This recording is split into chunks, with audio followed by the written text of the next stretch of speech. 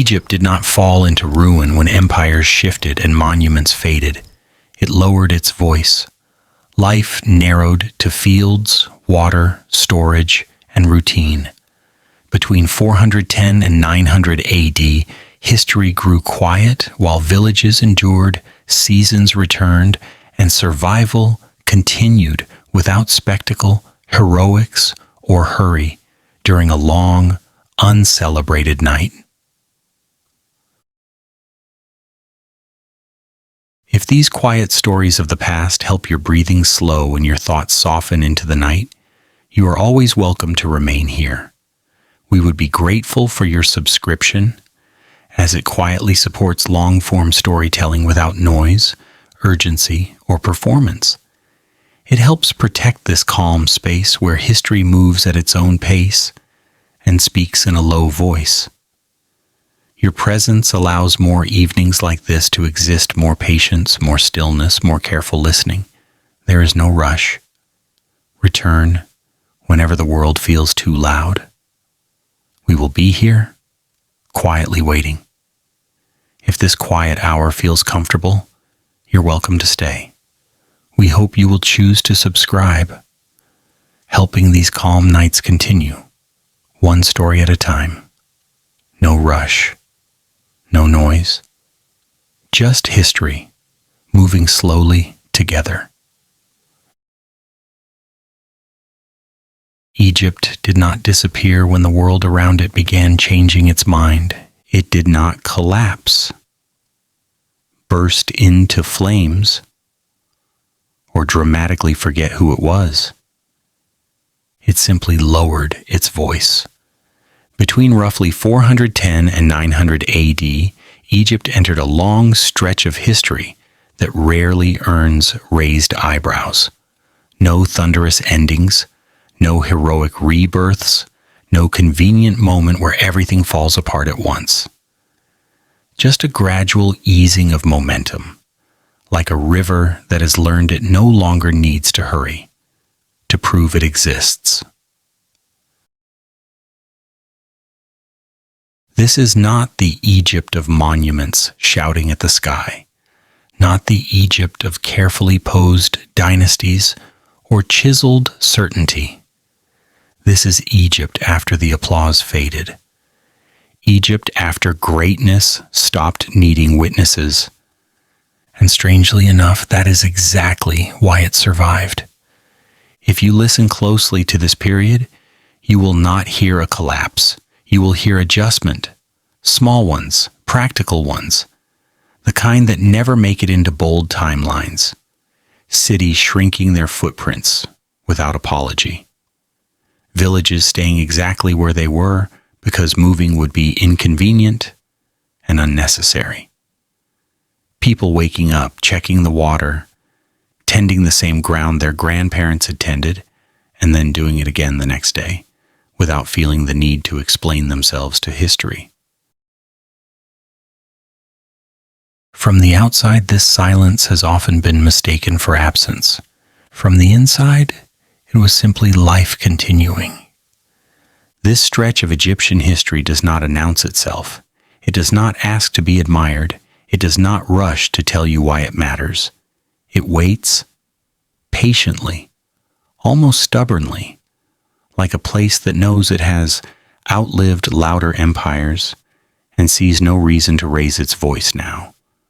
The Nile still arrived. The field still needed attention. Storage rooms still mattered more than speeches, and that, quietly, was enough. The centuries we are stepping into tonight were not designed to impress future observers. No one was trying to create a legacy. No one woke up thinking about how this year might be summarized. They woke up thinking about water levels, grain, repairs, and whether the roof would hold another season. The sort of thinking that rarely earns footnotes, but reliably produces continuity. This is what often confuses us. We are trained to look for drama. We expect history to behave like a series of announcements: rise, fall, transformation, end, begin again. Egypt, during these centuries, refused to cooperate with that structure. It did not end, it did not begin again, it simply stayed. Not in a triumphant way, not in a nostalgic way, in a practical way, the sort of staying that does not require justification. If you had walked through an Egyptian village during these centuries, you would not have felt like you were standing at the edge of a historical abyss. You would have felt something far less cinematic. Familiar rhythms, repaired walls, tools that showed signs of long use rather than innovation, people who knew exactly how much effort a day required and rarely exceeded it unless forced. This was not a society obsessed with change. It was a society that valued predictability, because predictability keeps people fed, and fed people rarely feel the need to reinvent themselves. The great misconception about this period is that quiet equals empty, that reduced ambition equals decline, that fewer monuments must mean less life. In reality, Egypt had simply reached a stage where survival no longer needed spectacle. There is a particular confidence in that. By this time, Egypt had already learned a few things about endurance. It had been ruled by outsiders before. It had adapted to administrative changes before. It had outlived languages, gods, borders, and imperial certainties. Another shift in power structures was inconvenient perhaps, but hardly unprecedented. The response was not panic. It was recalibration. And recalibration does not look exciting from a distance. The countryside became the true center of gravity, not ideologically, practically. The land fed people, the land set the schedule. The land did not care who claimed authority, as long as the canals were maintained and the storage rooms remained dry. People understood this intuitively. They did not need political theory to explain it. History during this time happened sideways, not forward, not upward, sideways. Small changes layered on top of habits that refused to disappear. Administrative labels shifted. Cultural influences blended quietly. But daily life remained stubbornly recognizable. Wake, work, rest, repeat. An arrangement so efficient it barely left a trace. This is where many narratives lose interest, where textbooks accelerate, where summaries leap ahead to something louder. But for those living inside it, this was not an intermission. This was the main performance. And it was remarkably stable. Stability does not feel dramatic while you are inside it. It feels boring, repetitive, comfortingly dull. The sort of dullness that allows people to sleep at night without wondering whether tomorrow will require reinvention. The nights, in particular, tell us everything. Without artificial brightness, evenings arrived honestly. Work slowed because the light said it should. Conversations softened, movement reduced. Darkness was not an enemy to be conquered, but a signal to stop trying. Sleep did not require discipline. It arrived naturally when the body had finished what the day demanded. There is something deeply unfashionable about that now. We live in a world obsessed with productivity, with optimization, with squeezing meaning from every hour. Egypt, during these centuries, had no such ambitions. The goal was not progress. The goal was continuation. And continuation requires restraint. People did not exhaust themselves proving importance. They conserved energy. They repaired instead of replaced. They reused instead of redesigned. Their success lay precisely in how little they needed to change. This is not romantic. It is efficient. Even the architecture reflects this mindset. Buildings were not statements, they were solutions. Mud brick was not inferior. It was practical.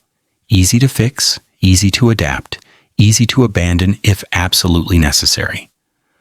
Permanence was not about materials that last forever, but about habits that outlast generations. A house did not need to impress the future. It needed to survive the next season. And so Egypt, in this long, quiet stretch, became a place where history did not rush to happen. It unfolded slowly, almost reluctantly, like a story told by someone who assumes you are staying anyway. There is a gentle irony here. The very qualities that make this period difficult to dramatize are the same qualities that allowed Egypt to endure. The lack of spectacle was not a failure. It was a strategy, a deeply human one. No one was trying to be remembered. And that, paradoxically, is why they were. This is not a story about decline. It is a story about letting go of excess, about learning how much is enough, about a civilization that realized it no longer needed to prove its greatness because it had already proven something far more useful, its ability to last. So tonight, we do not rush. We do not summarize prematurely. We do not search for climaxes that were never meant to exist. We walk slowly through fields that look ordinary. We stand in villages that never announce themselves. We listen to a country that learned the value of a low voice. Egypt did not collapse. It learned how to live more slowly. And in doing so, it showed us something rare in history, that survival does not always arrive with noise. Sometimes it arrives quietly, one unremarkable day after another, until centuries have passed and the world finally notices that you never left. Now, if you are ready, we can begin. Not loudly, not urgently, just carefully, at the pace this history prefers. To continue this story, we have to slow down even more. Not because nothing is happening, but because what is happening refuses to be rushed. Egypt, during these centuries, did not experience history as a sequence of events. It experienced it as maintenance, quiet, continuous maintenance of land, of water, of expectations, of the simple understanding that tomorrow would arrive whether anyone announced it or not. Most people living along the Nile between 410 and 900 AD did not wake up thinking about change. Change was expensive. Change required attention. Change meant uncertainty. What they valued instead was reliability, the kind that allows a body to move through a day without negotiating with it too much. You rose because light entered the room. You worked because the season demanded it. You rested because the day had reached its limit. No ambition needed to be articulated. No purpose needed to be justified. This was a society that understood something we tend to forget. That survival improves when expectations are modest, when life is not constantly trying to become something else. Even when administration shifted, when new rulers arrived with new titles and unfamiliar paperwork, the land remained unimpressed. The Nile continued to rise and fall on its own schedule. Fields responded to water, not decrees. grain storage mattered more than announcements. And so people adapted quietly, not with resistance, not with enthusiasm, with practicality. Names changed. Habits stayed. There is a certain calm confidence in a culture that knows it has seen this before. Egypt had already learned that power passes through, while routines stay behind. You do not argue with that lesson once it has been taught often enough. Villages did not reorganize themselves to reflect ideology. They arranged themselves around shade, water access, and proximity to fields. Homes clustered where they always had. Paths shifted slightly over time, worn by use rather than design. Nothing dramatic, nothing symbolic, just use. The economy of this world was not built on growth. It was built on sufficiency. Enough grain to last the year, enough labor to keep the canals functioning, enough cooperation to prevent disruption. Excess was not admired. It was stored, shared, or quietly ignored. And that is perhaps the most unsettling part for modern listeners. This was a world largely uninterested in improvement, not because it lacked intelligence, but because it had learned where improvement leads when it outpaces stability. Innovation existed, of course. Tools changed, methods adjusted, but always cautiously, always tested against the single question that mattered most. Does this make tomorrow easier or harder? If it made tomorrow harder, it did not last. The nights, again, reveal everything.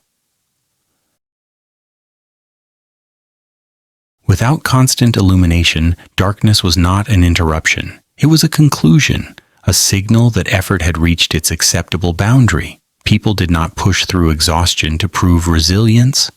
They stopped. They slept. They trusted the morning to arrive without supervision. Sleep was not scheduled. It was allowed. There is something deeply radical about that, though no one at the time would have called it that. Rest was not earned. It was expected. A necessary part of continuity. The body was not a machine to be optimized. It was a resource to be preserved. This created a different relationship with time. Hours were not units to be filled. They were spaces to move through gently. A day did not need to be productive in the modern sense. It only needed to be sufficient. And so days passed, quietly, reassuringly. The irony is that from the outside, this looks like stagnation. From the inside, it feels like security, a sense that life, while limited, is at least predictable, and predictability in uncertain centuries is a luxury. Children grew up into the same rhythms their parents had known.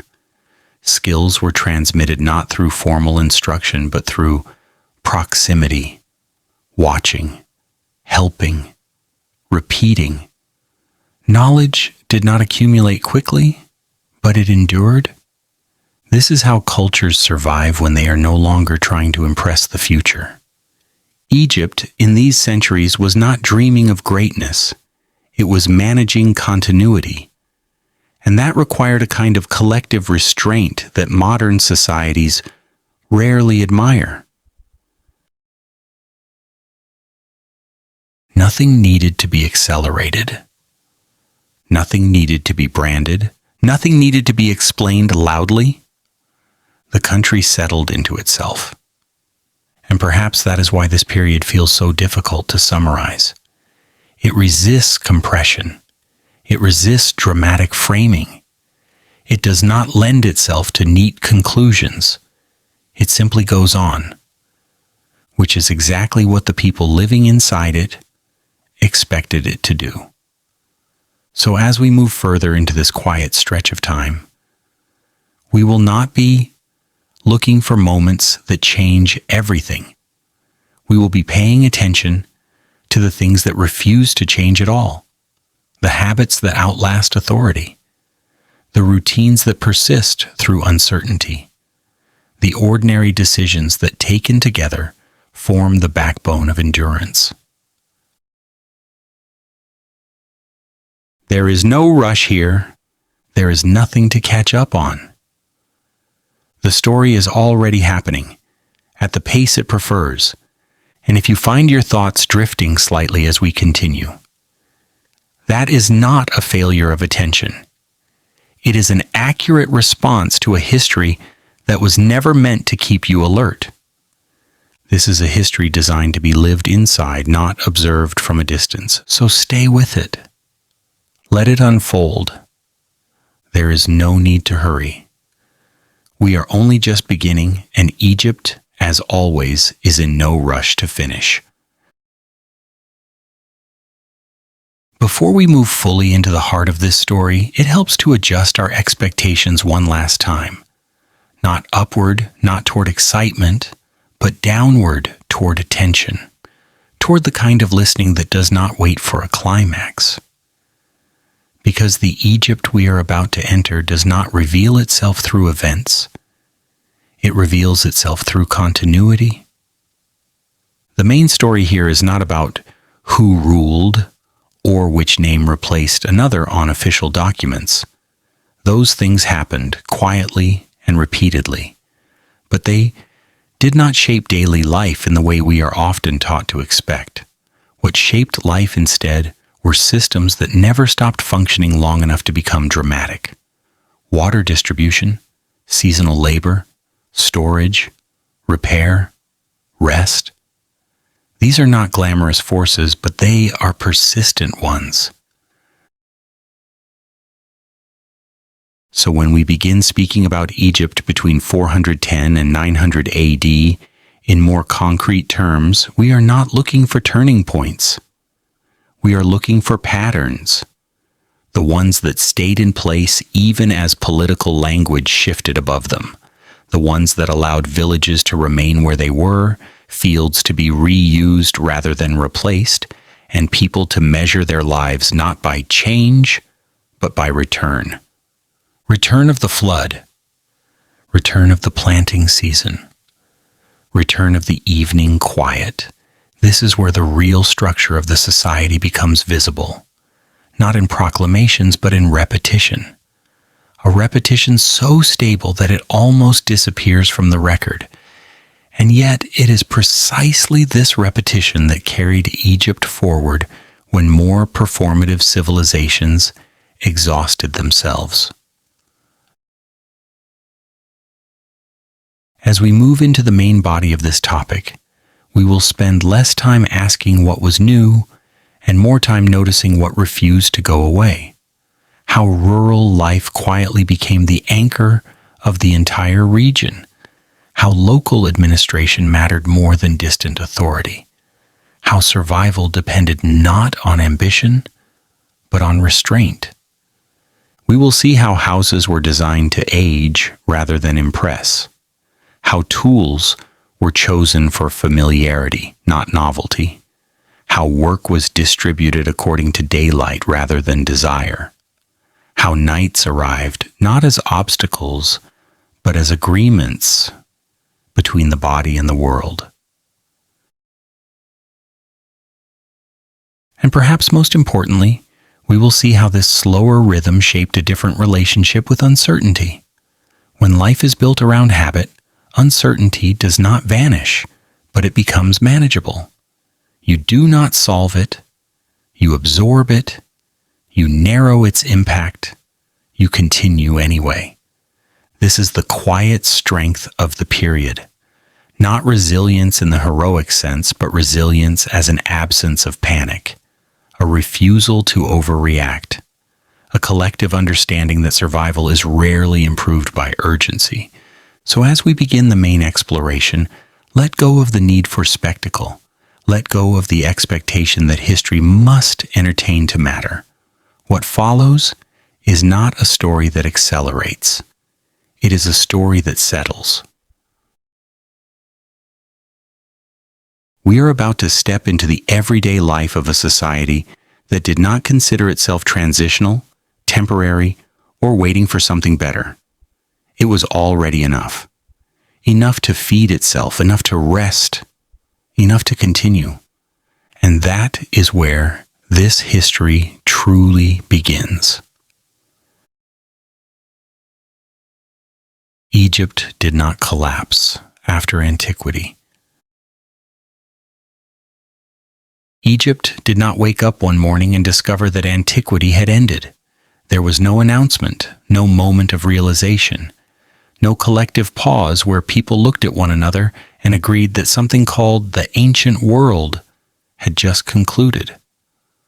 Life simply continued, at a slightly quieter volume. Between roughly 410 and 900 AD, Egypt entered a phase that historians later struggled to describe, largely because it refused to behave dramatically. There were no clean breaks, no cinematic ruins spreading overnight, no universal sense of loss.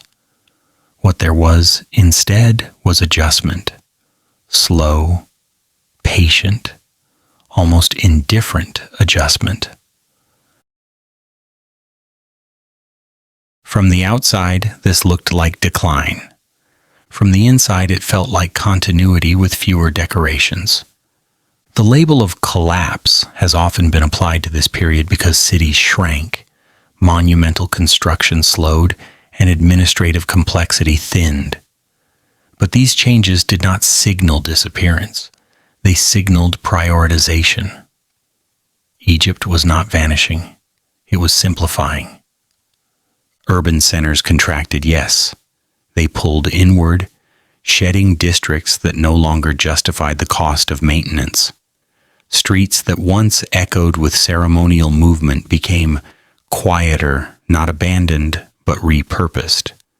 Buildings were reused, subdivided, repaired unevenly. The city did not fall apart. It exhaled. And while cities reduced their scale, villages barely noticed. This is the part that rarely receives attention. The countryside did not collapse. Fields did not empty. The rhythms of rural life, which had always supported the civilization far more reliably than palaces ever did, continued with remarkable consistency. Crops were planted. Water was managed. Storage mattered more than symbolism. Egypt's survival did not depend on cities looking impressive. It depended on villages remaining functional. For centuries, Egypt had already understood something that empires tend to forget. That complexity is expensive. That grandeur requires constant energy. And that survival improves when systems become modest enough to maintain themselves without constant intervention. So Egypt adjusted. Administrative layers thinned, bureaucracies simplified, authority became more localized, not as a philosophical choice, but as a practical one. Power moved closer to where food was produced, where labor was organized, where problems could be solved without sending messages across long distances. This was not fragmentation.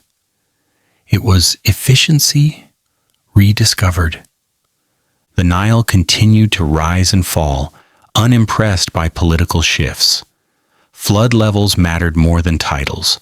Canal maintenance mattered more than ideology. The land set the terms, as it always had, and people complied not because they were obedient, but because experience had taught them that arguing with geography rarely ends well. In this period, Egypt did not attempt to reinvent itself. Reinvention is risky. It requires surplus energy and tolerance for failure. What Egypt chose instead was preservation, not of monuments, but of routines. Daily life narrowed in focus, but not in meaning. People rose with light because light made work possible. They rested when darkness arrived because pushing further served no one. There was no concept of maximizing the day. There was only finishing it properly. Sleep was not scheduled or earned. It was allowed because the body, like the land, functions best when not abused. This produced a culture that modern observers often mistake for stagnant. In reality, it was conservative in the most literal sense. It conserved energy, materials, and expectations. Houses reflected this mindset. Built primarily of mud brick, they were easy to repair and easy to abandon if necessary. This was not a sign of poverty, but of flexibility. Permanence was not measured in how long a wall lasted, but in how easily it could be rebuilt. Tools were chosen for familiarity rather than innovation. A tool that worked yesterday would work tomorrow. A new design had to justify itself carefully. Efficiency was valued, but novelty was not admired for its own sake.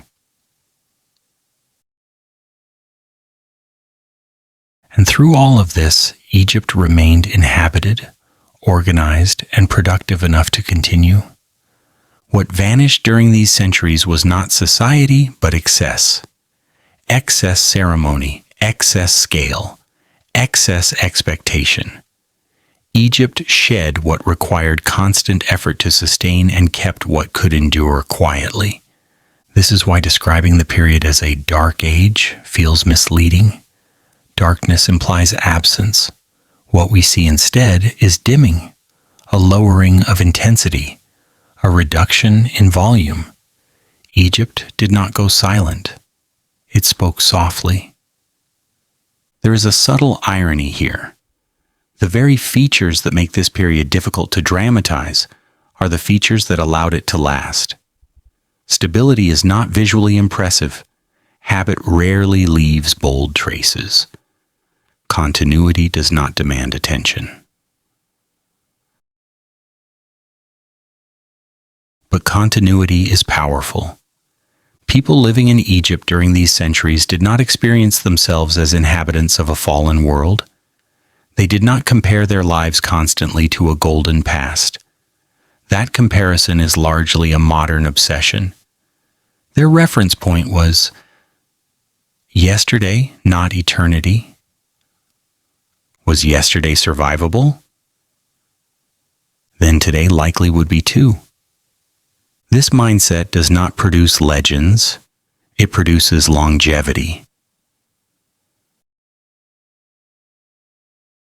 Even religious and cultural shifts, which historians often emphasize, unfolded gradually, layered over existing practices rather than replacing them wholesale. Change arrived slowly enough to be absorbed, not resisted. Continuity disguised transformation, and transformation preserved continuity. From one generation to the next, life remained recognizable. Children learned the same tasks their parents had learned. Skills passed through repetition rather than instruction. Knowledge lived in hands and habits, not in declarations. Egypt was not frozen, it was steady. And steadiness in a world where so much demanded attention and effort was a form of quiet intelligence. The countryside especially became the true measure of success. While cities drew historical focus, it was rural Egypt that fed the population, managed resources, and anchored stability. Villages did not aspire to greatness. They aspired to endurance. Paths shifted slightly over time, responding to use rather than planning. Boundaries blurred, adjusted, and settled again. Nothing was fixed permanently.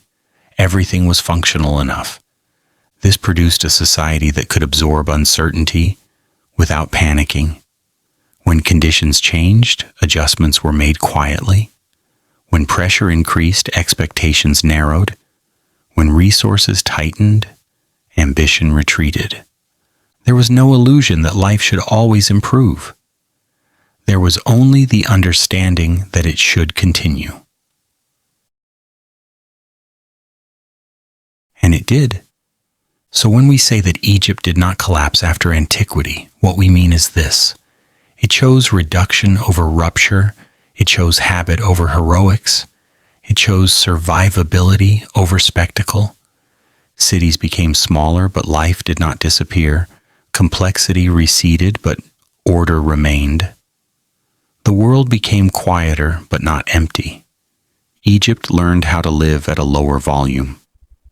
And in doing so, it avoided the kind of collapse that announces itself loudly and leaves nothing behind. This is the Egypt we begin with. Not fallen, not triumphant, simply still here. And as we move forward, this quiet persistence will remain our guide. Life at this point had learned not to announce itself. What mattered was not what had been lost, but what no longer needed to be maintained. The weight of expectation lifted quietly. Without grand projects demanding constant attention, energy returned to smaller, more reliable concerns: food, water, shelter, repair, rest. The fundamentals were not glamorous, but they were dependable, and dependability has a way of calming entire societies without anyone explicitly deciding to do so. People did not speak of living in a lesser age. That language belongs to observers looking backward. For those inside it, the world simply felt narrower, more manageable. Fewer demands pressed in from distant authorities. Fewer distractions competed for attention. Life was not easier, but it was clearer. You knew what was required of you, and you rarely pretended it was more than that. Cities, reduced in scale, began to behave less like centers of ambition and more like large villages with walls. Markets still functioned, but without the urgency of expansion. Trade continued, but at a pace dictated by need rather than aspiration. There was movement, but not acceleration.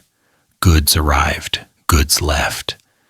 No one measured success by speed. This quieter urban life confused later writers who expected cities to perform, to grow, to build, to proclaim importance. When Egypt's cities stopped doing that, the assumption was that they had failed. But failure implies an objective that was abandoned. In reality, the objective had simply changed. The goal was no longer to dominate. It was to persist. This shift did not require ideology. It required acceptance, a collective, unspoken agreement that survival did not need to be impressive to be worthwhile, that a functioning day was a sufficient achievement. Rural life, which had always been closer to this understanding, became the standard rather than the exception. The countryside did not romanticize simplicity, it practiced it. Work was structured around what could realistically be done between sunrise and dusk. Effort was measured. Waste was avoided, not out of virtue, but because it complicated tomorrow. And so habits solidified. A repaired tool was preferable to a new one. A familiar method was preferable to an experimental one. Risk was tolerated only when necessity demanded it. Otherwise, consistency was the highest value. This is often mistaken for fear. It was not fear. It was memory. A long memory of what happens when systems grow faster than they can sustain themselves. In this Egypt, patience was not taught. It was absorbed. You learned it by watching the pace of adults around you, by noticing how rarely they hurried, unless circumstances forced them to, by understanding that urgency was a response to disruption, not a permanent state. Even celebrations were restrained, not absent, just modest. Gatherings marked seasons and transitions, not ambitions. The emphasis was on continuity rather than spectacle. Enough food shared, enough rest taken, enough acknowledgement that the cycle had completed and would begin again. This created a society that felt remarkably grounded. Not optimistic, not despairing, grounded. Expectations matched reality closely enough that disappointment rarely became overwhelming. It is difficult to dramatize this balance. It lacks tension. It resists narrative arcs. But it is precisely this lack of tension that made the period livable. When disruptions did occur, as they always do, they were met with adjustment rather than shock. People narrowed their focus, reduced their needs, waited. Egypt had already learned that endurance is often quieter than resistance. The absence of constant novelty also shaped how people experienced time. Without frequent change to mark progression, days blended gently into one another. This was not monotony in the modern sense. It was continuity without commentary. Time passed without demanding interpretation. Sleep came easily in such a world, not because life was perfect, but because it was predictable enough to allow the body to relax. Darkness was accepted, not fought. The night did not threaten productivity. It concluded it. And morning returned, as expected. This rhythm softened anxiety. When tomorrow looks much like today, fear loses its sharpness. Uncertainty remains, but it does not dominate attention. You do not speculate endlessly about the future when the present already occupies you fully. This is perhaps the most unfamiliar aspect for modern listeners. We are accustomed to constant anticipation, to living slightly ahead of ourselves. Egypt, during these centuries, lived squarely where it was, not because it lacked imagination, because imagination was unnecessary for survival. The world was understood as something to move through carefully, not conquer. Effort was applied where it mattered and withheld where it did not. This restraint did not signal resignation. It signaled wisdom earned through experience. So, as this story continues, we are not tracing a descent. We are following a leveling, a civilization easing itself into a sustainable shape, shedding excess, conserving energy, and trusting that survival does not require constant reinvention. Nothing here is loud, nothing here is hurried, and nothing here is accidental. Egypt's quiet centuries were not empty. They were full of days that ended properly, of nights that arrived without conflict, of lives that did not demand explanation to be valid. And in that gentle persistence, the country remained, not waiting for revival, not mourning a past, simply existing season after season at a pace it could afford. That is where we are now. And from here, everything else unfolds just as quietly. Life in this quieter Egypt did not feel like an aftermath. It felt like an adjustment that had finished settling. Once the noise of expansion faded, what remained was a rhythm that no longer needed to negotiate with ambition. Days were shaped by what could be done, not by what might impress. This distinction mattered more than anyone would have said out loud. It kept effort proportional. It kept disappointment manageable. It kept exhaustion from becoming a permanent condition. People did not describe their lives as reduced. Reduction implies comparison, and comparison requires distance. Most people had none. Their reference was immediate and practical. Was there water? Was there grain? Was the house intact enough for another season? If the answers were yes, then the day was acceptable. If not, then attention narrowed until the problem was contained.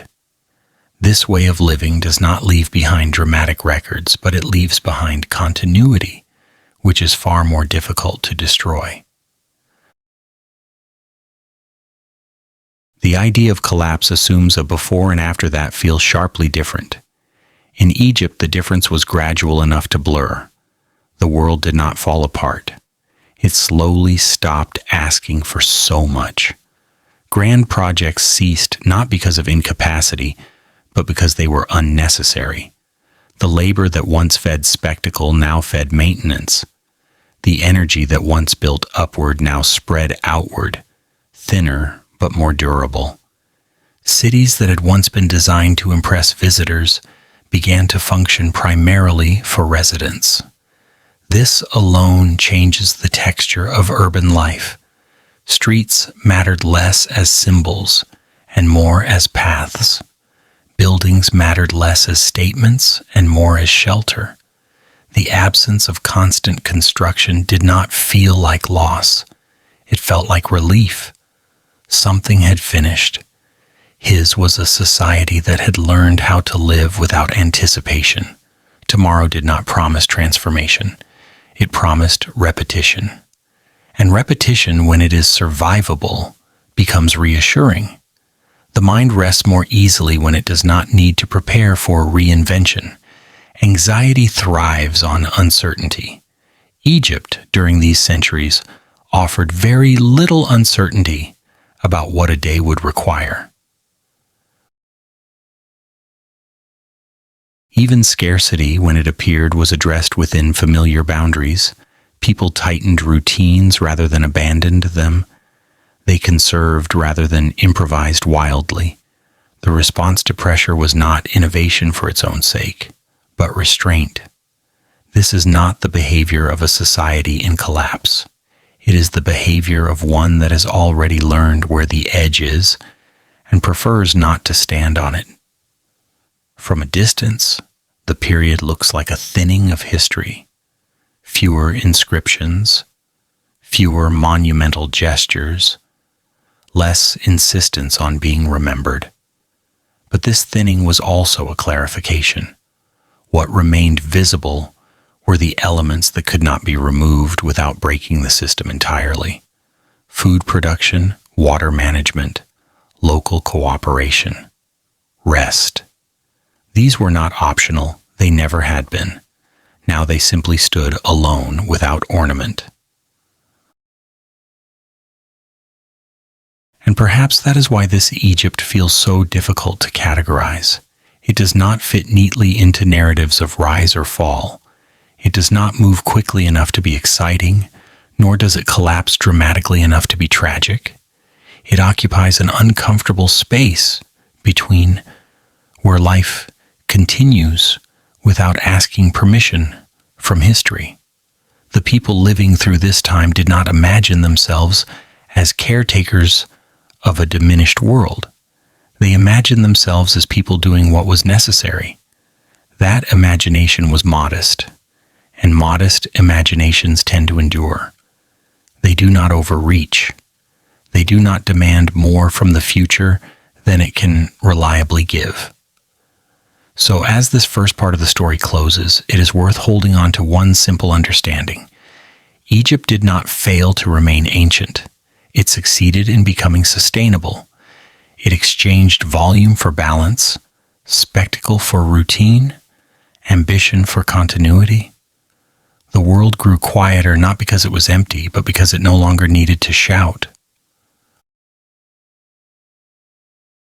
This is the foundation everything else rests upon, a country that learned to slow itself down before it was forced to stop, a society that discovered that survival improves when life is allowed to be ordinary, not heroic, not exceptional, just steady enough to last.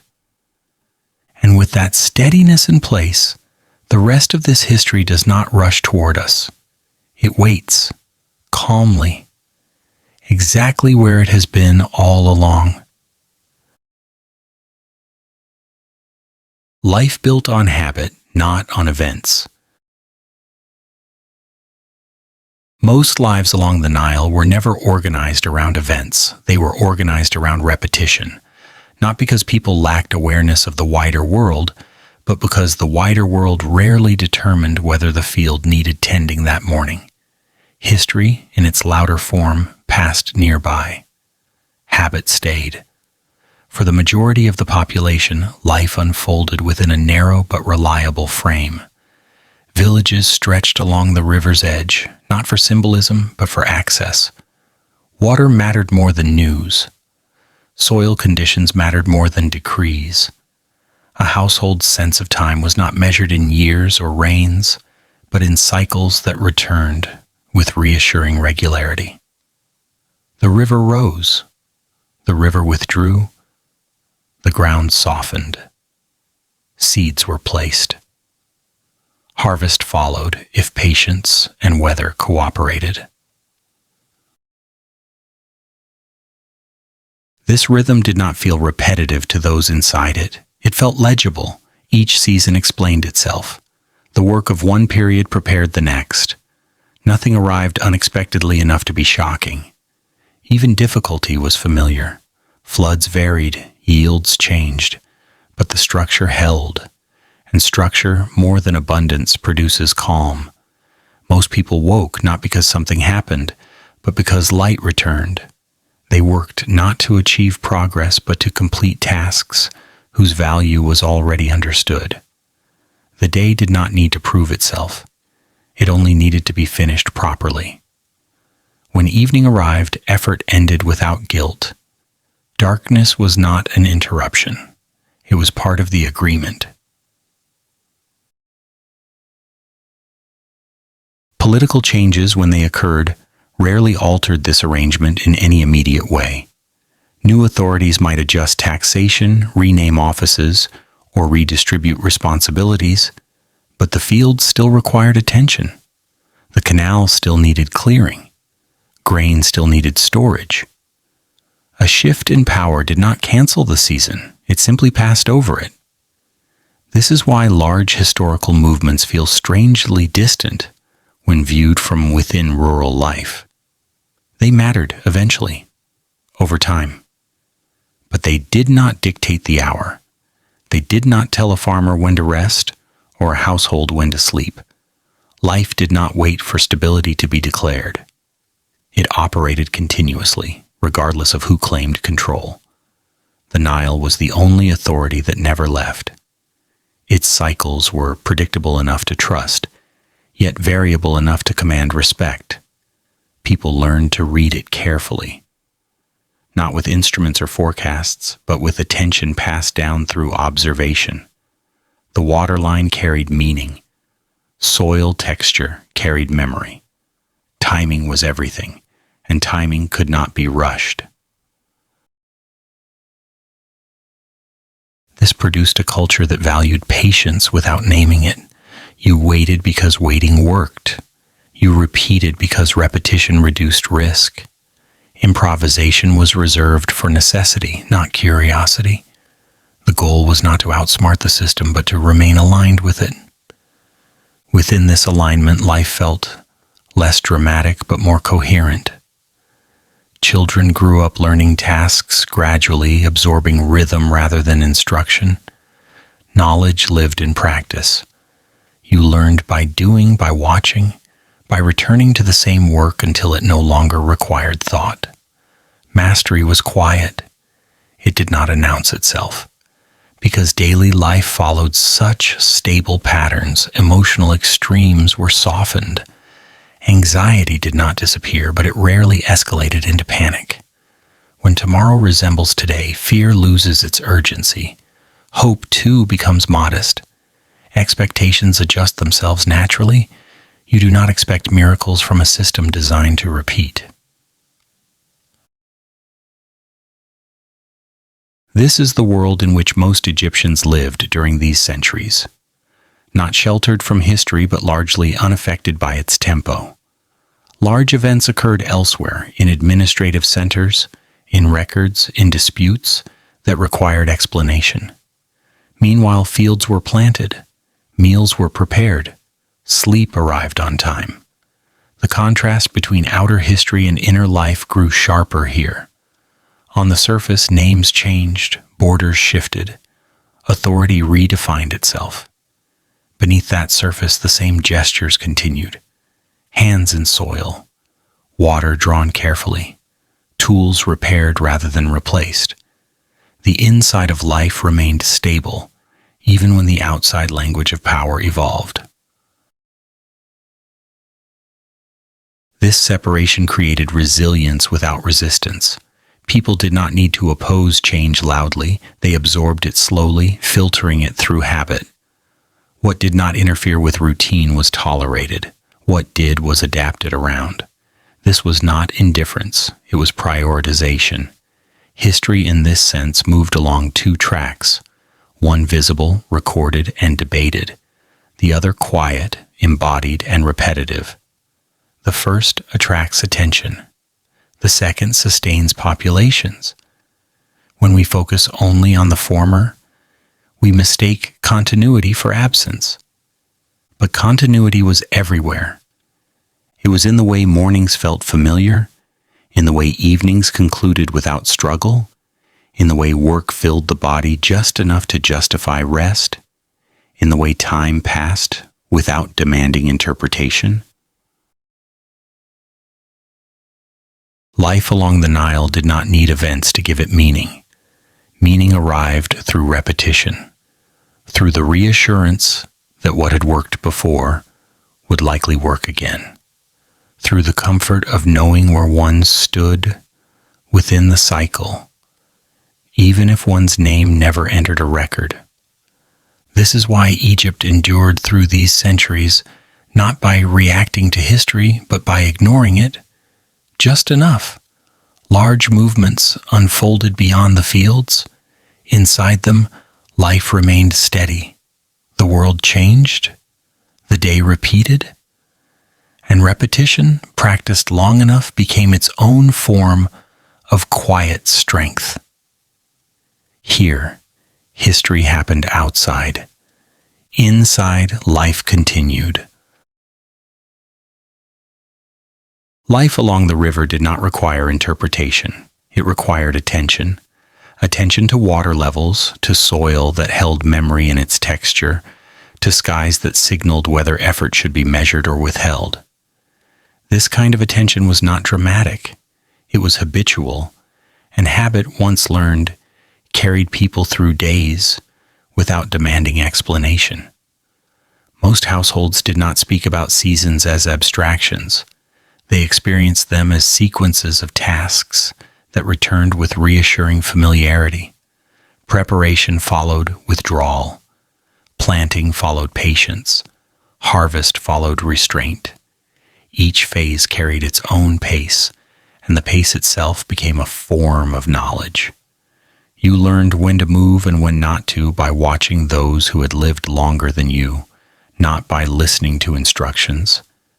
Instruction was inefficient. Demonstration lasted. Because life was organized this way, it absorbed disruption without magnifying it. A poor flood meant narrower expectations. A strong one meant fuller storage. Neither required a new worldview. Adjustments were made quietly, often without discussion, because everyone understood the limits involved. This understanding reduced friction. You did not argue with the season. You accommodated it. Political change, when it filtered down at all, arrived as a background pressure rather than a central concern. Taxes might shift. Names of authorities might change. The language used to describe obligation might be rewritten. But the obligations themselves remained familiar. Work still needed to be done. Food still needed to be secured. The body still needed rest. These facts did not negotiate. This created a subtle separation between the story told about life and the life actually lived. the story changed, the life repeated. For most people, the repetition mattered more. It filled the day. It justified the night. It offered a sense of continuity that no proclamation could replace. Children grew up inside this repetition and learned it without realizing they were learning. There was no moment of initiation into history. There was only participation, helping with small tasks, watching hands move efficiently, absorbing rhythm before meaning. By the time a task became theirs to carry, it already felt natural. This process did not encourage ambition in the modern sense. It encouraged competence. You did not seek to distinguish yourself from the cycle. You sought to fit within it smoothly. Distinction brought attention. Attention brought risk. The safest place was inside the pattern. Because of this, personal identity was not built around novelty. It was built around reliability. Being someone others could depend on mattered more than being exceptional. The social reward system favored steadiness. Loudness did not age well here. Even conflict, when it appeared, rarely disrupted the underlying structure. Disagreements were contained. Solutions were practical. No one had time for prolonged instability. Instability delayed planting. Delayed planting threatened survival. The chain was simple enough to discourage unnecessary escalation. This simplicity often gets mistaken for a lack of culture. In truth, culture was present everywhere, but it was woven into routine rather than displayed. Songs matched work, stories matched evenings, customs marked transitions that mattered, not those that impressed. Expression existed, but it was integrated, not separate. Time itself felt different under these conditions. Without frequent external markers of change, days blended gently. This blending did not erase meaning, it softened it. Life felt continuous rather than segmented. You did not measure time aggressively when there was little reason to rush. The absence of constant urgency allowed the body to settle into a sustainable rhythm. Effort peaked when necessary and receded naturally. Exhaustion was not worn as proof of virtue. It was a signal to stop. Rest was not postponed. It was accepted. Sleep, in particular, belonged to this rhythm. It arrived when the day's tasks reached a natural end, not when a schedule demanded compliance. There was no concept of borrowing from tomorrow's energy. Tomorrow had its own work and would arrive regardless. This way of living did not produce rapid change. It produced resilience. When external pressures intensified, the internal structure remained intact. People knew how to narrow focus, how to simplify, how to wait. Waiting, in this context, was not passivity. It was strategy. So while history, as it is often written, moved in fits and starts, life along the Nile moved steadily. Large events passed over it like weather systems that rarely reached the ground. What remained was the daily negotiation between effort and necessity, repeated often enough to become almost invisible. This invisibility is what misleads us. We look for motion where there was steadiness. We look for reaction where there was continuation. We assume importance must announce itself. Here, importance showed up every morning and went to work quietly. That is why the period endures best when approached from the inside, not through timelines but through days, not through events but through habits that refused to be interrupted. The great movements of history happened elsewhere.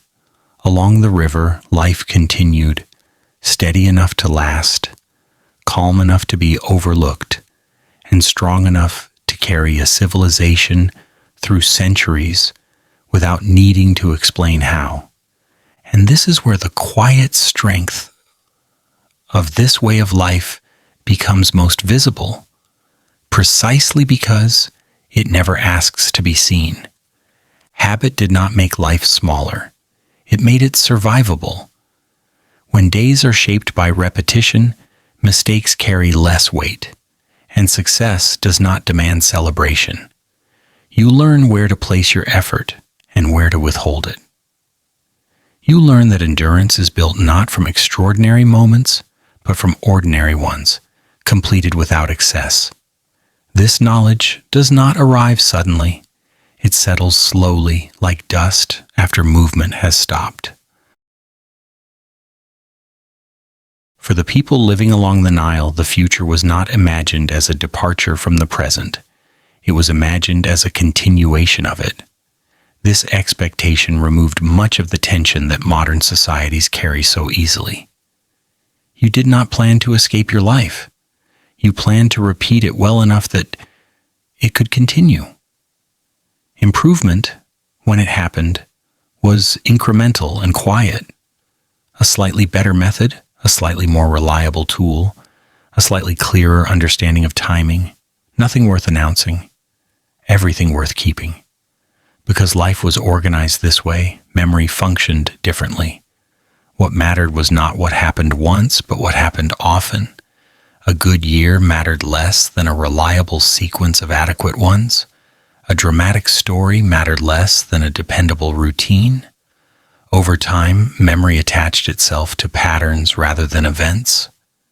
This softened both joy and disappointment, keeping emotional life within manageable bounds. Even loss, when it came, was absorbed into the cycle. Work resumed, seasons returned, grief existed, but it did not halt the structure around it. The world did not pause to acknowledge individual suffering, and paradoxically, this made suffering easier to bear. You were not isolated by it. Life continued alongside you, steady enough to carry you forward. This is why large political shifts felt distant. They belonged to a different layer of reality, a layer concerned with authority, legitimacy, and control. Beneath that layer, life proceeded according to older agreements between land, labor, and time. Those agreements were not written. They were practiced.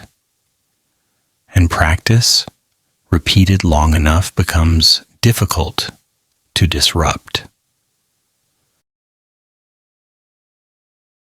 From the perspective of history, this creates a strange silence, fewer records, fewer declarations, less evidence of drama.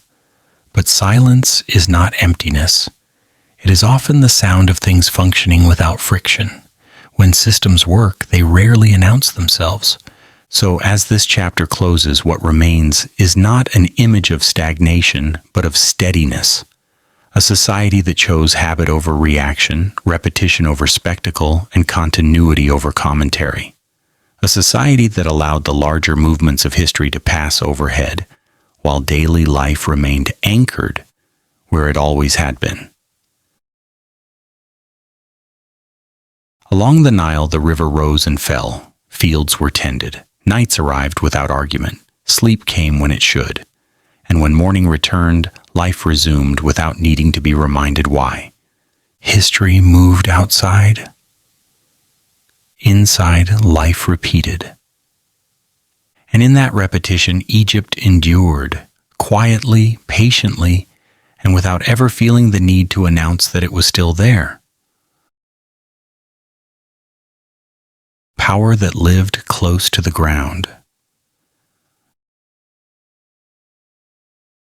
Power during these centuries did not feel distant. It did not announce itself with ceremony or demand belief.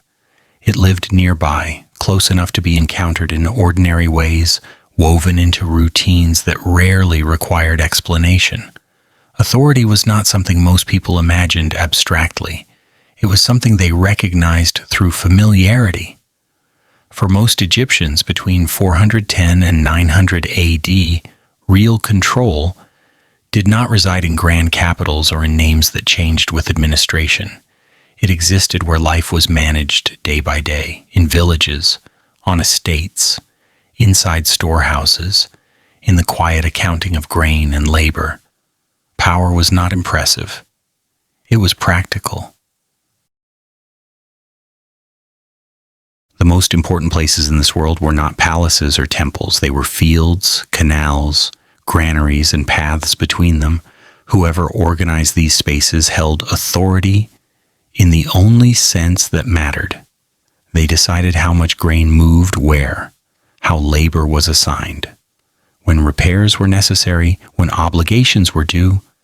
This was power exercised without spectacle, and because of that, it rarely provoked resistance. Taxes were not experienced as ideology.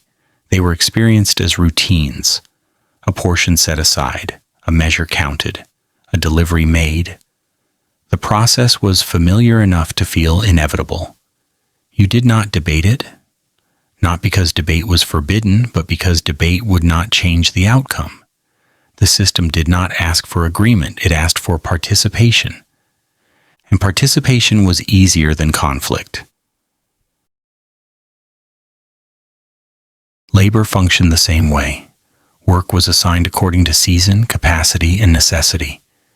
Everyone understood the logic. The canals needed maintenance, the fields needed attention, storage needed organization. These tasks were not optional, they were shared burdens, distributed unevenly but predictably. Predictability, even when unequal, reduces friction. Because authority operated at this local level, it felt less like domination and more like structure. You knew who was responsible. You knew where obligations were directed.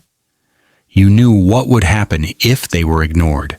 This clarity reduced anxiety. Uncertainty breeds fear. Familiar systems breed compliance. It is important to understand that this compliance was not blind. It was learned. Generations grew up observing how the system functioned.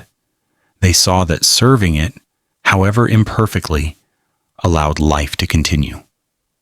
Resisting it openly introduced instability, without guarantee of improvement. Most people chose the quieter path, not because they were passive, but because they were practical. Power here was not charismatic. It did not rely on persuasion. It relied on repetition, the same tasks, the same expectations, the same consequences. Over time, this repetition became normal enough that authority faded into the background. It was present, but rarely discussed. Ritual, which often dominates historical imagination, played a surprisingly minor role in daily governance. Ceremonies existed, but they were peripheral. What mattered were measurements, counts, records, the movement of resources. A successful year was not marked by spectacle, but by full storage and manageable obligations. This focus on material administration created a form of power that felt almost invisible. It did not demand loyalty. It assumed participation. People did not wake each day thinking about authority. They encountered it when necessary, and then returned to their work. The familiarity of this arrangement shaped how people understood their place in the world. You did not imagine yourself as an individual negotiating with power. You imagined yourself as a part of a system that had existed before you and would continue after you. Your task was not to challenge it, but to move within it competently. This perspective softened personal ambition. Standing out attracted attention. Attention attracted risk. The safest position was competence without visibility, reliability without distinction. In such an environment, power did not need to enforce itself aggressively. It was accepted because it was known. Even when authority changed hands, the structure beneath it remained recognizable. New names replaced old ones. Administrative language shifted. but the mechanisms stayed intact. Grain still moved, labor still circulated, obligations still existed. Power passed through the system rather than disrupting it. This continuity made large political shifts feel surprisingly distant. For most people, life did not reset with each change in governance. The village remained, the field remained, the storehouse remained.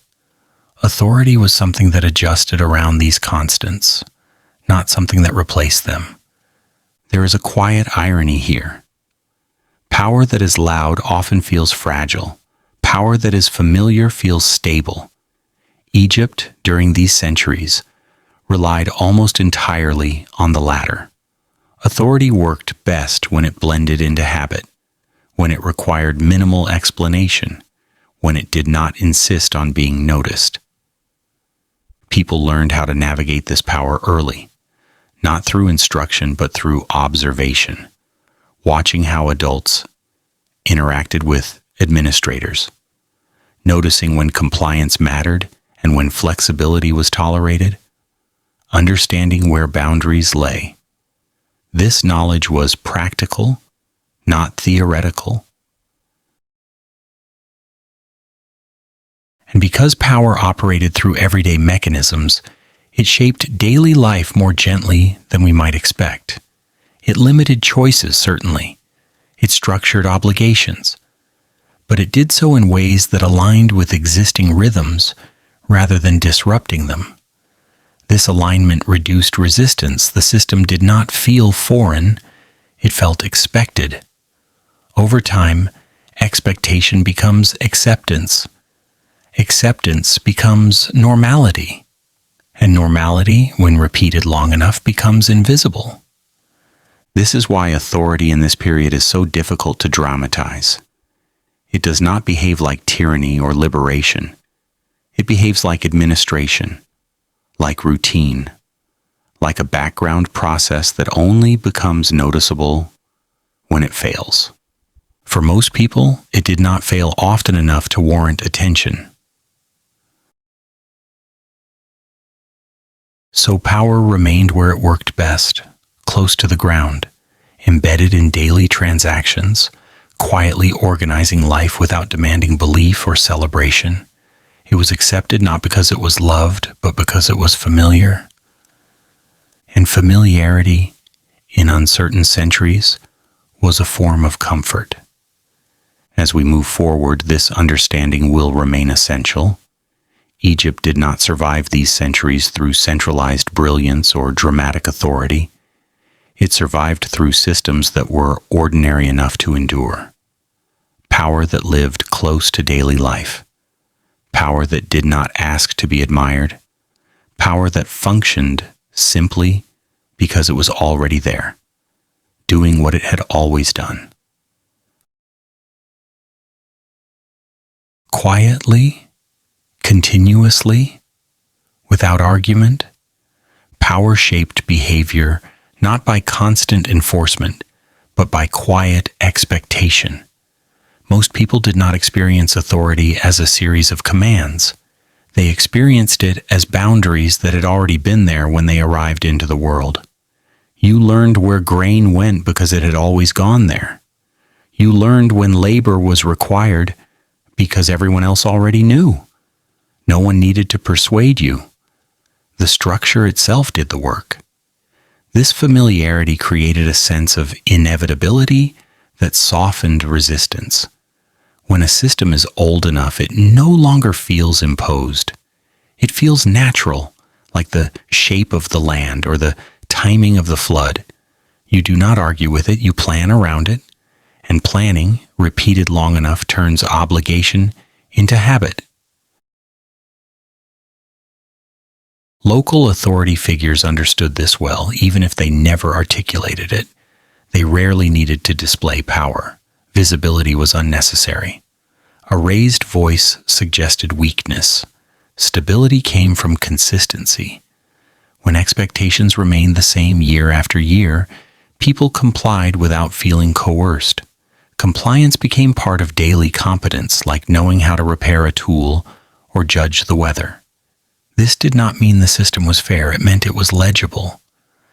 People knew what would happen if they failed to meet obligations, and they also knew what would happen if they did. Predictability reduced fear. Fear is disruptive. Predictability allows life to continue. Granaries were the quiet heart of this arrangement. They did not symbolize abundance, they represented control. Grain stored was grain counted. Grain counted could be distributed. Distribution meant survival through lean periods. Whoever managed storage managed stability, and stability carried more authority than ceremony ever could. Because food moved through these local structures, loyalty rarely extended beyond them. Allegiance was practical. You aligned yourself with the system that fed you. Larger political identities existed, but they felt abstract compared to the immediate reality of provisioning. The village knew who mattered, and it was rarely someone far away. This grounding of power affected how people understood responsibility. You did not imagine yourself negotiating with history. You imagined yourself fulfilling your part so that the system would continue to function. Failure was personal before it was political. If something broke, you repaired it. If storage ran low, you adjusted consumption. The response to pressure was inward, not outward. In this environment, protest made little sense. It required energy that most people could not afford to waste, and more importantly, it offered no clear improvement. The system might be imperfect, but it was known. Replacing it introduced uncertainty. Uncertainty threatened survival. So people chose familiarity, even when it limited them. Over time, this choice shaped a population that did not expect agency in the modern sense. Agency existed, but it was narrow and local. You controlled how well you performed your role, not whether the role existed. This was not experienced as oppression. It was experienced as reality. The quiet humor here is that this kind of power often outlasts louder forms. Empires announce themselves and exhaust their resources, proving importance. Local systems endure by avoiding attention altogether. They do not ask to be remembered, they ask to be maintained. So when we speak of power in this Egypt, we are not describing dominance from above. We are describing organization from within. A network of obligations accepted not because they were loved, but because they were familiar enough to trust. Power was not a spectacle. It was a routine. And routines practiced patiently and without drama carried Egypt through centuries that history later struggled to name, precisely because nothing broke loudly enough to be memorable.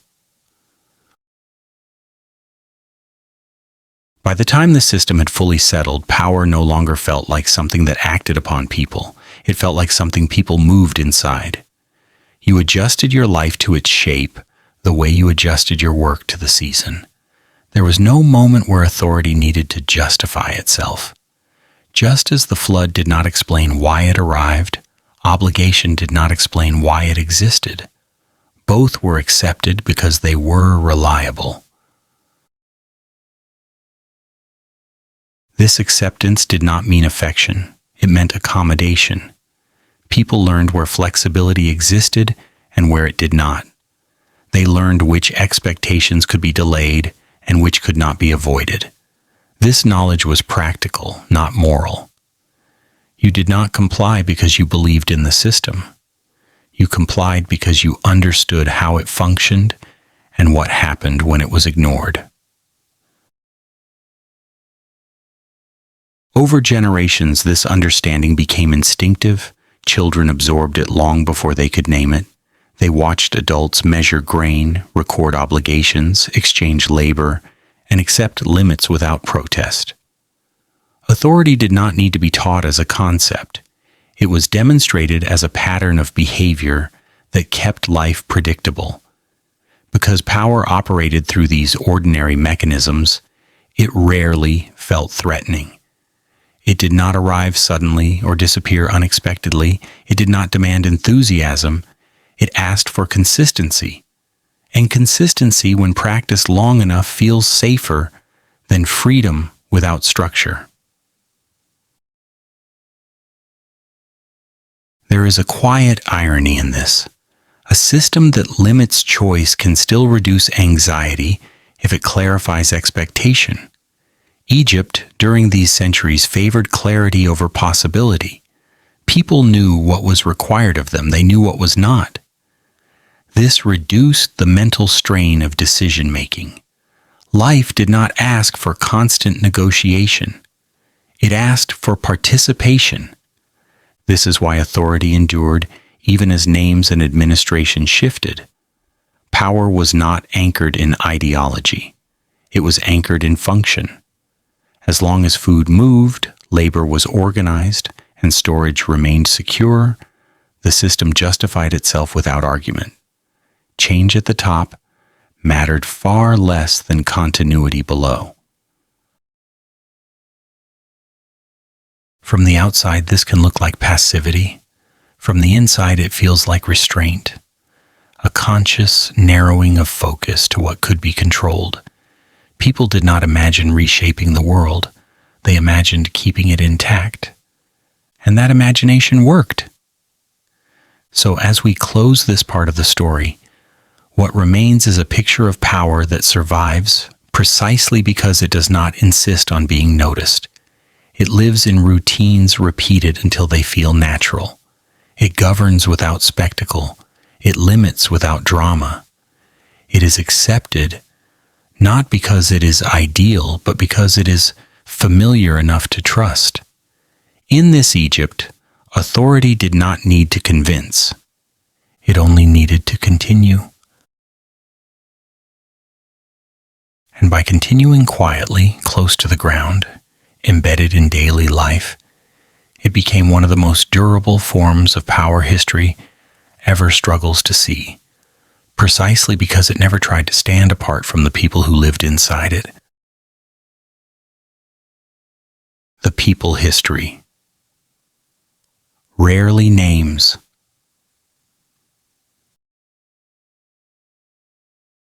If we step closer to the ground, closer than administration, closer than authority, closer even than habit, we arrive at the people who carried this entire period without ever realizing they were doing so. Not rulers, not chroniclers, not voices preserved in documents, but farmers, craftsmen, carriers, repairers, and those whose lives unfolded far enough from record-keeping to remain invisible. They were the majority, and they were history's true center. Most people living in Egypt between 410 and 900 AD did not think of themselves as participants in a historical era. That way of thinking requires distance, reflection, and usually literacy aimed at preservation. Their awareness was narrower and more immediate. They lived inside days, not timelines. Inside seasons, not centuries. The idea of being between ages would have sounded oddly abstract and likely irrelevant. Life was not measured in years, with names attached. It was measured in returns. The return of the flood, the return of workable soil, the return of heat, the return of evening. Time made sense because it repeated, not because it advanced. A farmer did not think about living after Antiquity. He thought about whether the water arrived high enough this year. A craft worker did not consider themselves part of a transitional economy. They considered whether materials were available and whether demand would remain steady. A carrier moving goods along familiar paths did not imagine their labor as contributing to continuity. They imagined finishing the route and resting. And yet, continuity depended entirely on them. These people formed the connective tissue of society. They produced food, they repaired tools, they moved goods, they maintained the spaces where others could function. Nothing spectacular depended on them. Everything essential did. Without their work, no system, however well designed, could have lasted more than a season. Because their lives were structured around necessity, their relationship with time remained practical. A year was good or difficult. A season was late or early. Memory attached itself to outcomes rather than dates. You remembered the year the harvest failed, not the year number. You remembered the season when storage ran low, not which ruler presided.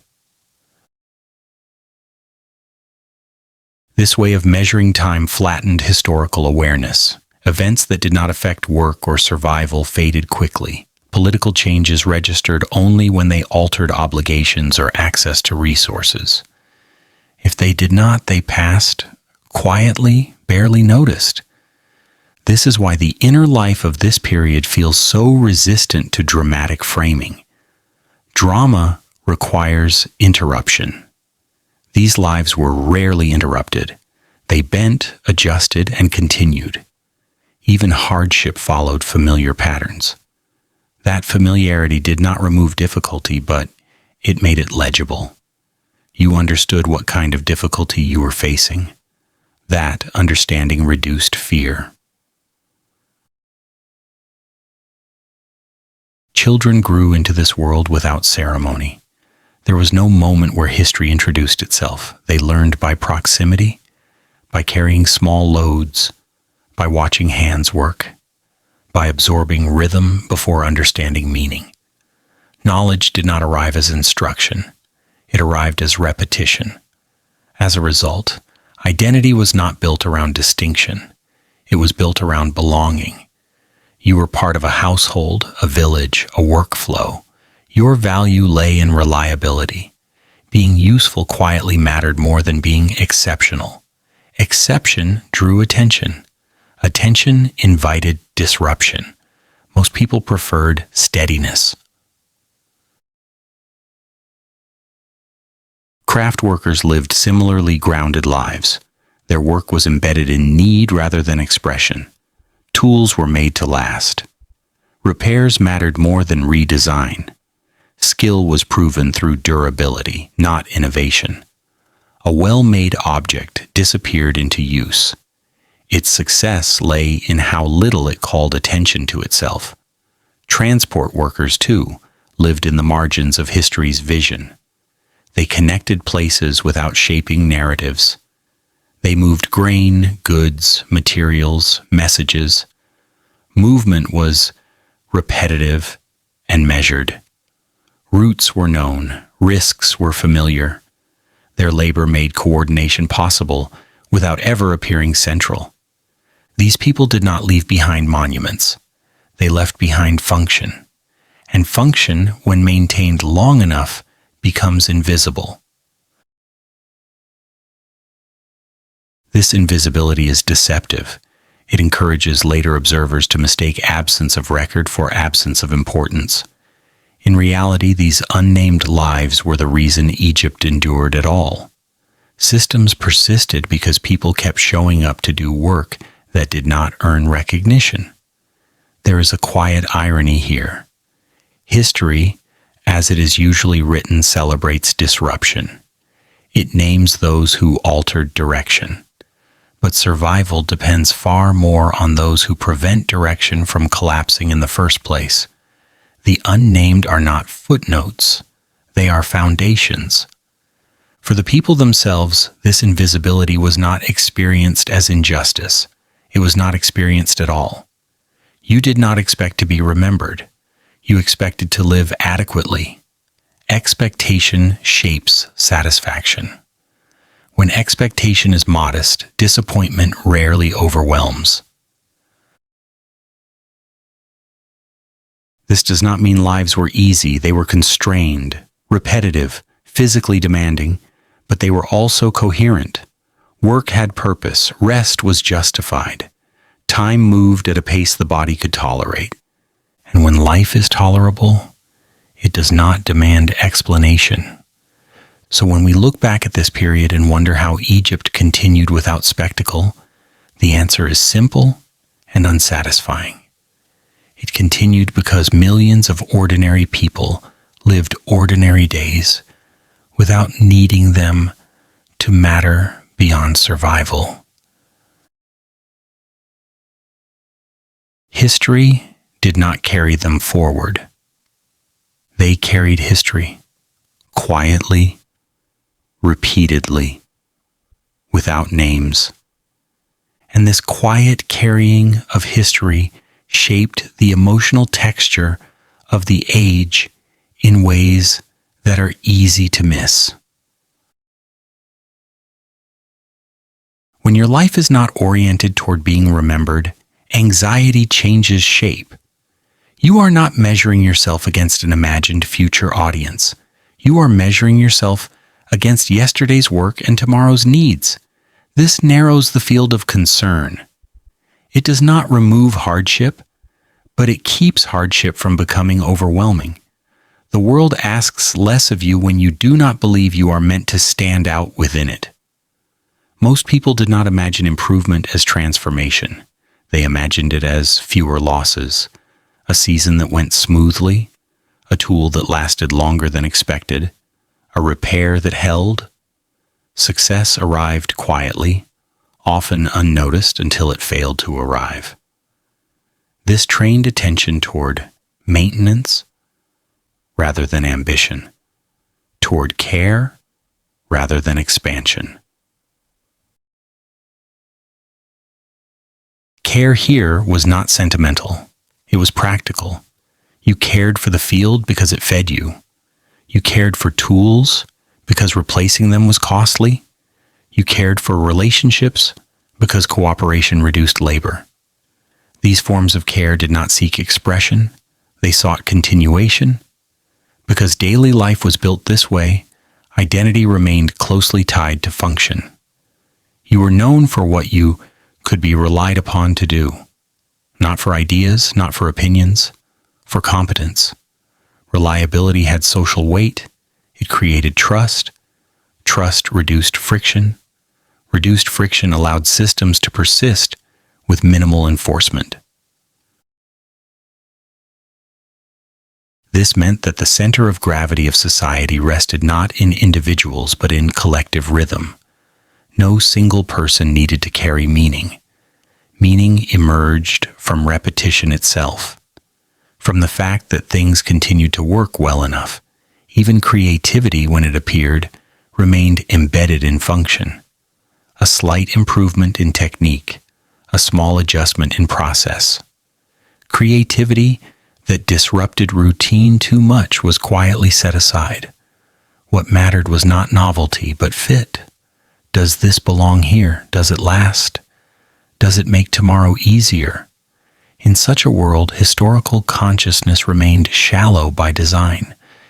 You did not look backward often because backward rarely changed what needed to be done today. You did not look forward far because far futures were abstract. You lived where your hands were, where your feet stood, where the season placed you. This grounding made people difficult to move, not physically, but psychologically. Large ideas struggled to take hold unless they aligned with existing habits. Change had to enter slowly, attaching itself to what was already familiar. Abrupt shifts rarely lasted. They demanded too much explanation. So while history books search for turning points, the people living here experienced very few. Their lives were not punctuated by moments.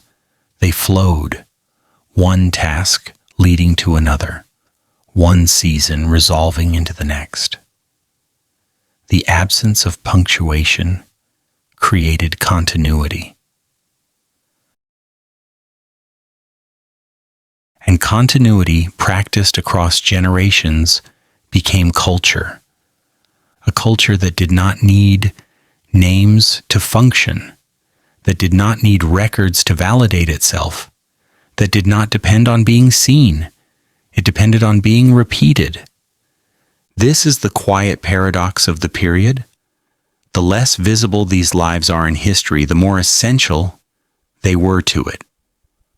Without their steadiness, nothing else could have endured long enough to be recorded at all. So as we continue, it is worth remembering that every system we describe rests on lives that never asked to be described. Every structure we analyze stood because someone repaired it without leaving a mark.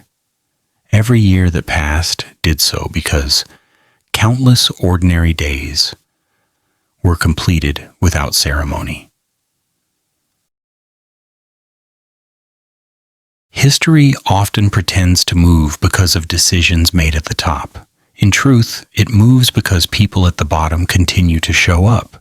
Here, in this Egypt, they did so quietly, without awareness of eras, without concern for legacy. And that, more than anything else, is why the story continues. What remains once the noise of interpretation is set aside is a quiet and easily missed truth. The people who sustained this period were not aware that they were sustaining anything at all. They did not imagine themselves standing at the center of history. They imagined themselves standing in fields, workshops, storage rooms, and along paths that needed to be walked again tomorrow. They did not wake with a sense of legacy. They woke with a sense of necessity. Water had to be carried, tools had to be checked, work had to be done while light allowed it. The body understood these requirements long before the mind attempted to frame them. Life was not narrated, it was completed. This lack of historical self-awareness was not a weakness. It was a form of protection. When you do not believe you are living inside a significant moment, you are spared the pressure to perform significance. You are free to live adequately. Adequacy, repeated often enough, becomes stability. Work continued because it worked, not because it symbolized continuity, not because it preserved tradition. Fields were planted because planting produced food. Goods were moved because someone needed them elsewhere. Objects were made to last just long enough to justify the effort that went into them. Nothing asked to be more than it was. This orientation shaped how people understood value. Being dependable mattered more than being remarkable. Visibility mattered less than usefulness. A life was judged not by how much it changed the world, but by how little disruption it introduced into it. The highest compliment was reliability, even if no one ever spoke it aloud. Because of this, society did not rely on individual distinction. It relied on collective rhythm. Meaning did not sit inside single lives. It emerged from repetition itself, from the fact that days ended properly, from the fact that seasons returned and were met with familiar responses, from the fact that the system, though imperfect, continued to function. Later observers often struggle with this. We search for moments, for decisions, for names that explain why Egypt endured. What we find instead is a vast absence of explanation. Endurance happened because ordinary lives were lived without interruption, because people did not attempt to escape their circumstances, nor did they feel compelled to redefine them constantly. This does not mean lives were easy. They were constrained, physically demanding, and limited in choice, but they were also coherent. Work had a clear purpose. Rest was justified by effort. Time moved at a pace the body could follow. When life is coherent, it does not demand constant reflection. So history in this period did not advance through events that demanded attention. It advanced through completion, through tasks finished, through repairs made, through days repeated until repetition itself became invisible. What later centuries call a quiet age was, in truth, an age carried by people who never expected to be heard. Their names disappeared, their work remained. Their lives did not seek recognition, and because of that, they left behind the most durable trace of all: continuation. History often celebrates those who interrupt its flow, but it survives because of those who maintain it. Here along the Nile, maintenance was the highest achievement, even if no one ever thought to name it. And that is why this Egypt did not vanish between pages. It stayed, inhabited, and functioning, not because anyone made history happen, but because enough people kept living ordinary days, season after season, without ever needing history to notice. Only much later did it look back and realize that it had been carried the entire time. Simple lives, durable time. Material life in this Egypt was not designed to impress anyone, least of all the future. It was designed to last just long enough and to be repaired without difficulty when it did not. This distinction shaped everything, from the walls people lived behind to the way they understood the passing of a day. Most houses were built from mud brick, a material that modern eyes often mistake for fragility. In reality, it was chosen precisely because it failed gently. Cracks could be filled, walls could be reshaped, sections could be replaced without dismantling the whole. A house was not an object meant to remain unchanged. It was a process, adjusted slowly as needs shifted. This flexibility mattered more than permanence. When something broke, it did not signal disaster. It signaled work. Repair was expected. Change was gradual. Nothing dramatic needed to occur for a home to continue serving its purpose. Shelter did not need to endure forever. It needed to endure well enough. Inside these spaces, possessions were few, not because people lacked the ability to make more, but because excess complicated life. Every object required care. Every tool demanded storage. Fewer items meant fewer decisions. What existed was used repeatedly, repaired often, and discarded only when it truly failed. Use, not ownership, defined value. A bowl mattered because it fed you every day. A tool mattered because it saved effort. Objects were judged by endurance, not appearance. Beauty existed, but it was quiet, embedded in proportion and familiarity rather than display. A well-worn surface carried its own reassurance. It meant something had worked. Living spaces reflected this mindset. They were organized for function rather than presentation. Shade mattered. Airflow mattered. Proximity to work mattered. No room existed to make a statement. Rooms existed to serve needs that repeated daily. The home was not a stage. It was a shelter between cycles of effort. This restraint had consequences beyond comfort. It prevented constant rebuilding. Societies that chase display exhaust themselves maintaining it. Egypt, in this period, avoided that exhaustion by limiting what needed maintenance in the first place. When nothing was built to astonish, nothing needed to be endlessly repaired to preserve astonishment.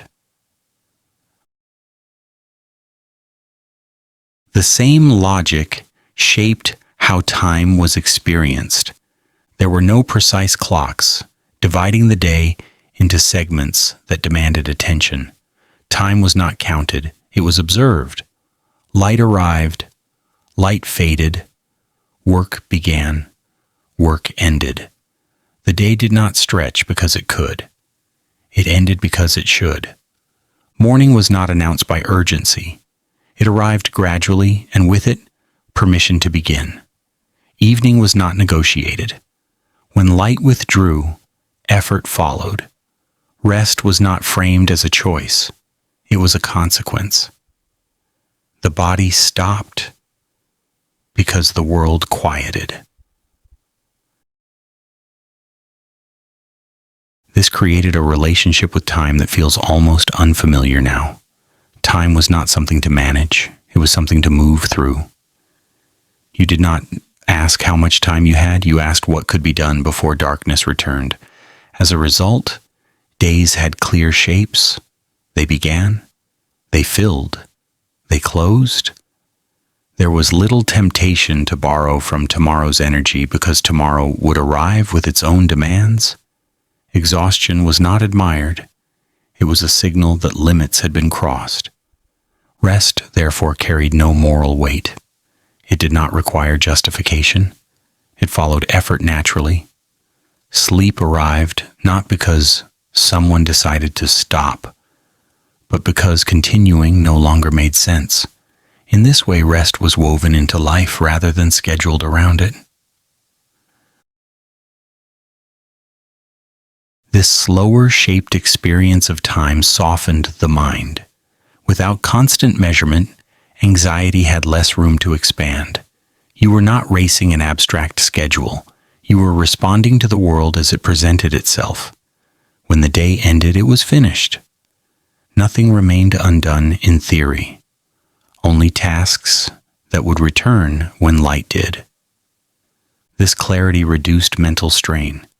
The future did not press inward constantly. It stayed where it belonged, just beyond the edge of the present cycle. Anticipation was limited. Attention remained close.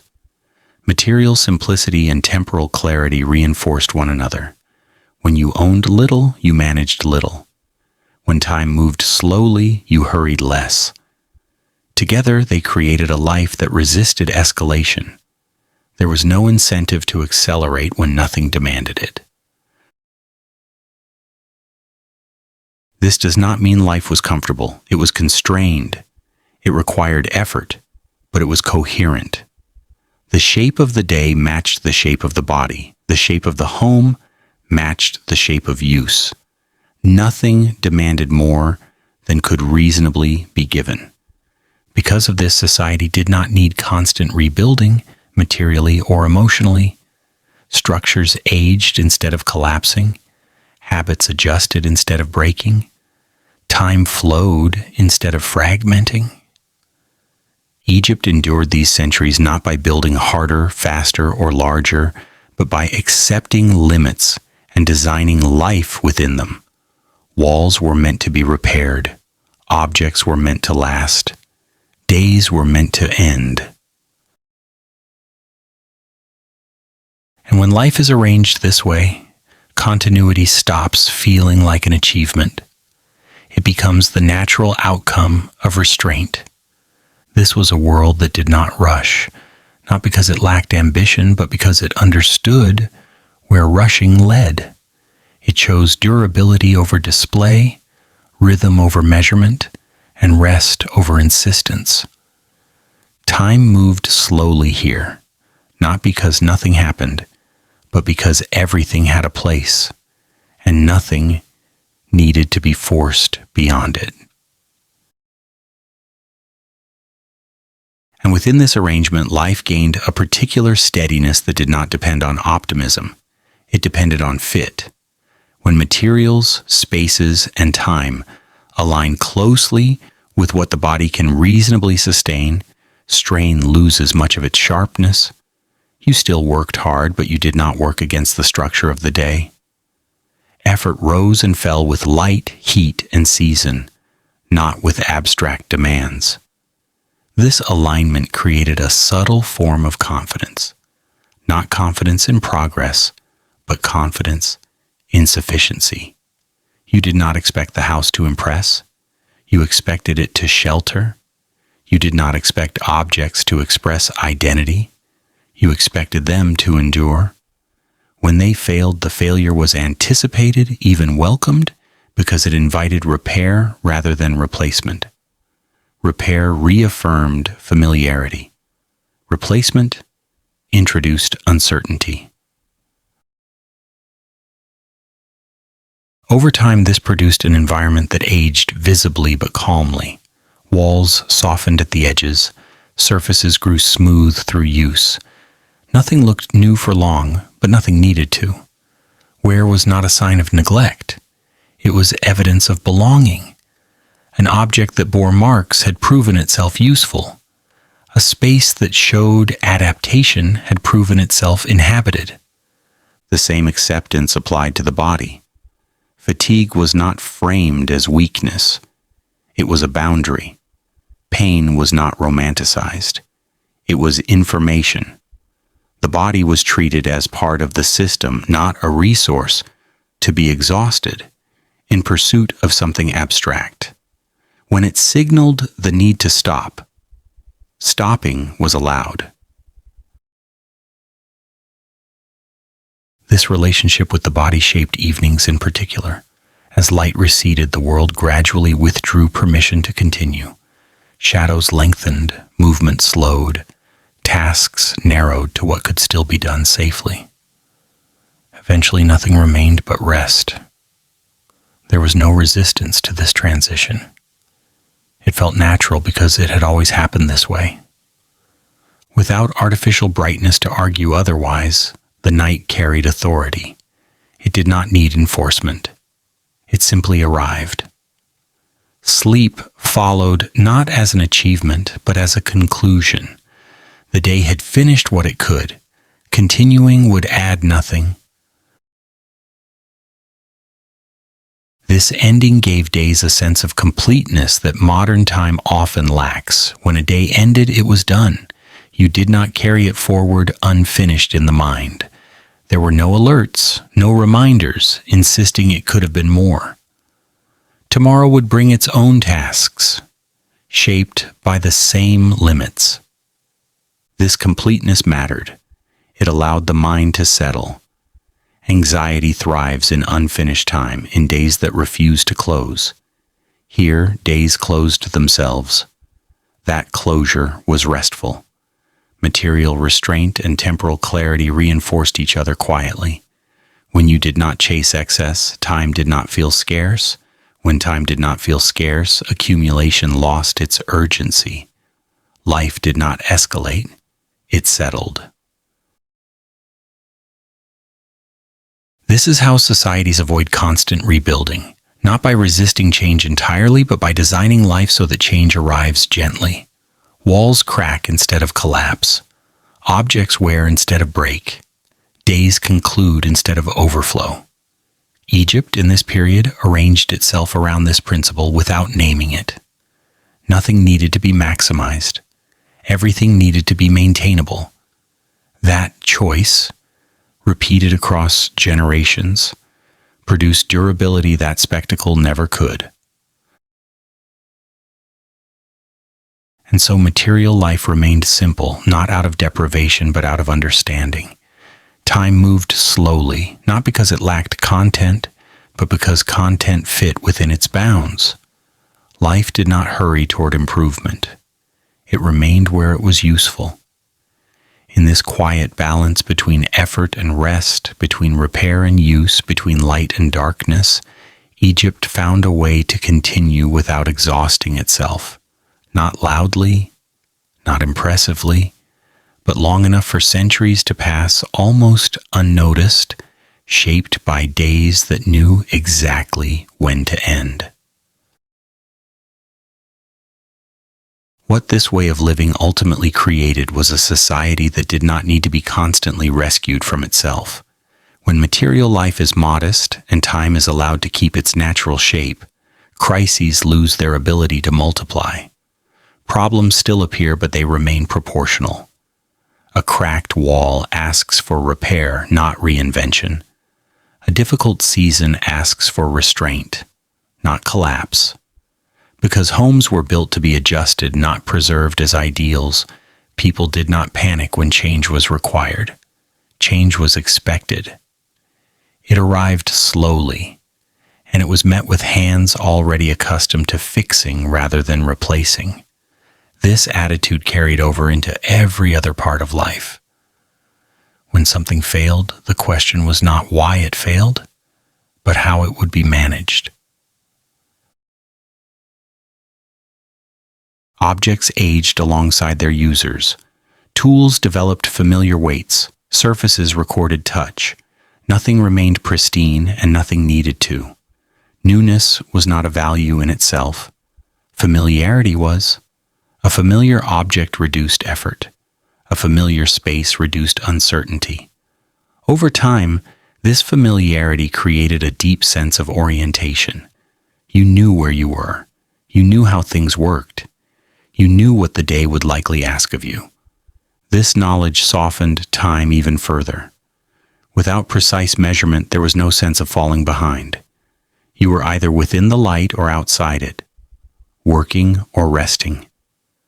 The transition was gradual, and because it was gradual, it did not feel imposed. The world invited you to stop. You accepted. This acceptance removed a great deal of internal tension. You did not negotiate endlessly with yourself about when to continue or when to stop. The environment made the decision. Darkness carried authority without conflict. Sleep followed without guilt. The body rested because resting was the natural conclusion of effort. In such a world, urgency had little place. There was no reason to compress tasks beyond what daylight allowed, no incentive to extend the day artificially. The future was not something to be conquered through exhaustion.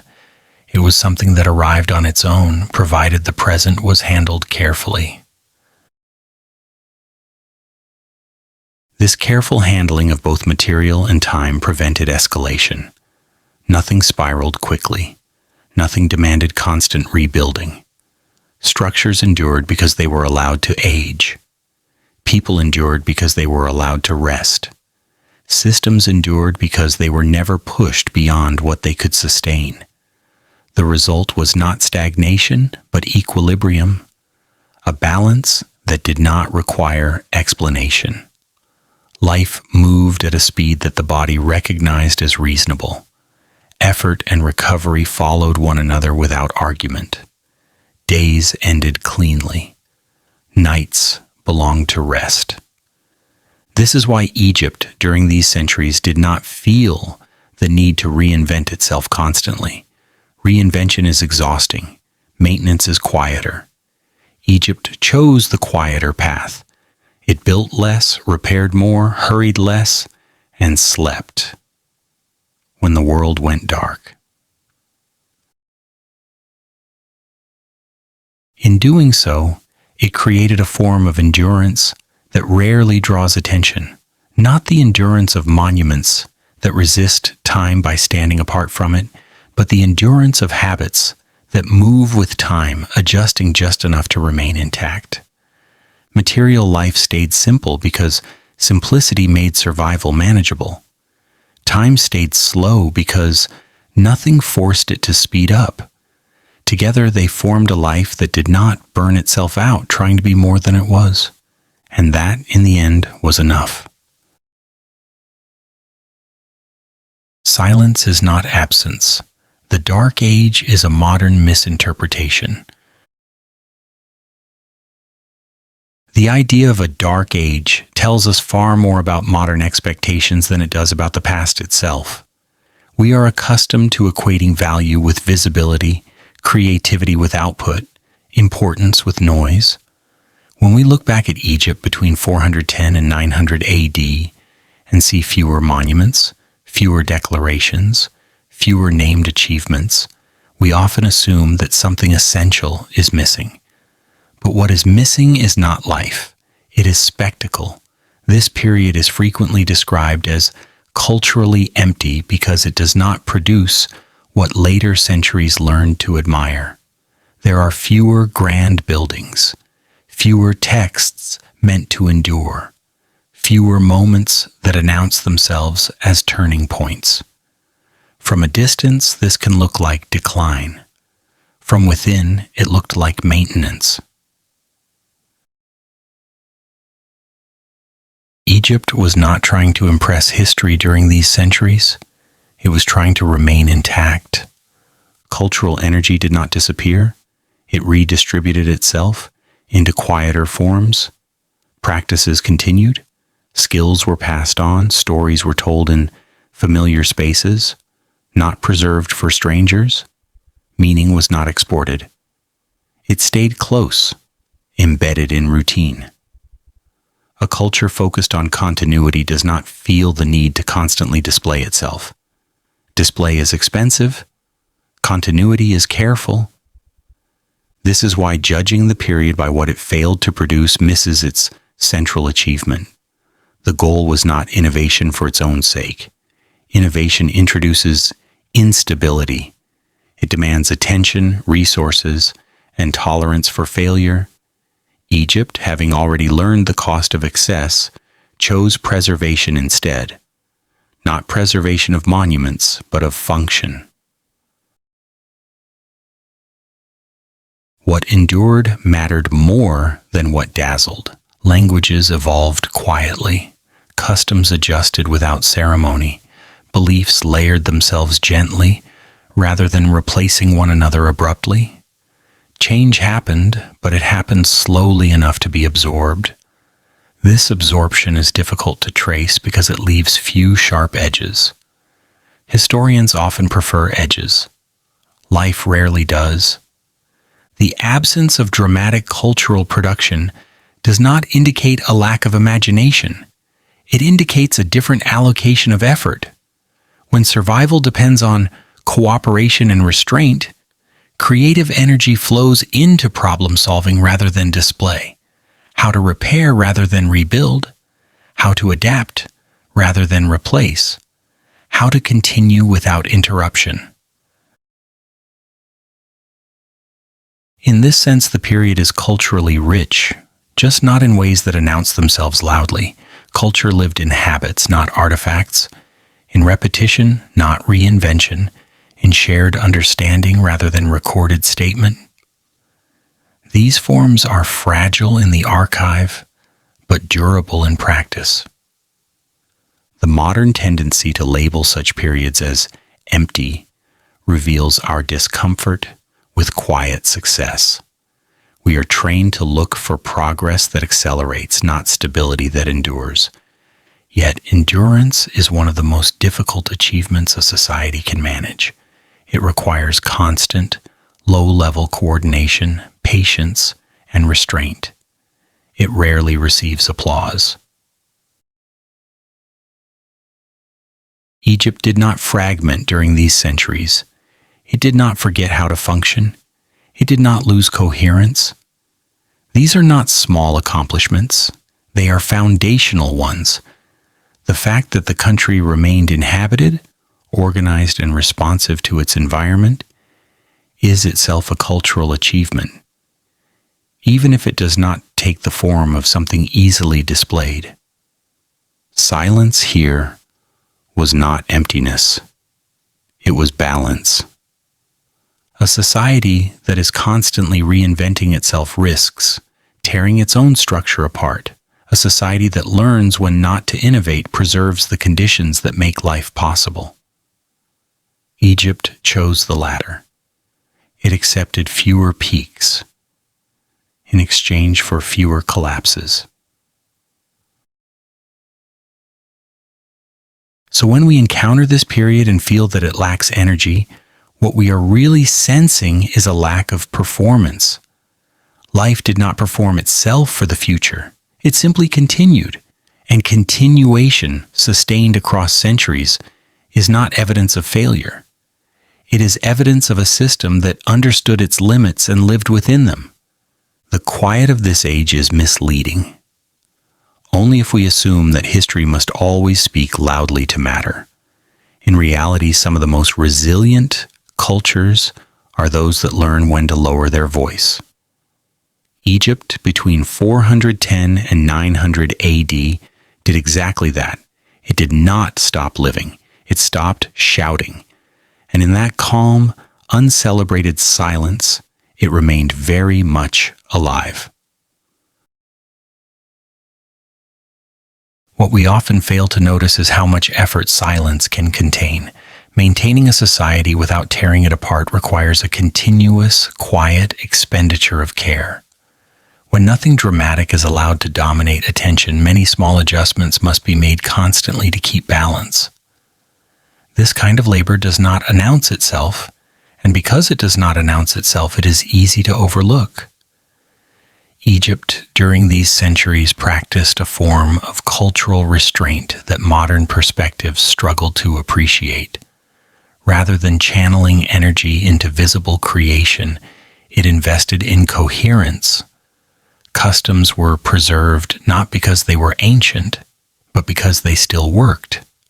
Practices survived not through celebration, but through usefulness. When something no longer fit, it faded without confrontation. When it still fit, it remained without needing justification.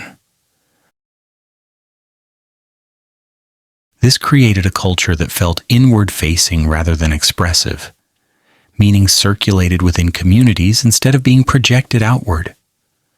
Stories were told to those who already understood the context. Skills were shared with those who needed them. Knowledge did not aim for permanence in record. It aimed for effectiveness in use. From the outside, this looks like disappearance. From the inside, it feels like sufficiency. Modern observers often equate cultural vitality with innovation, forgetting that innovation is only one possible expression of vitality. Another is continuity. A culture that can carry itself forward without constant reinvention demonstrates a different, quieter form of strength. It knows where not to spend energy.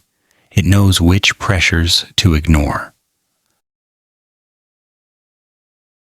The absence of dramatic cultural output did not leave a vacuum.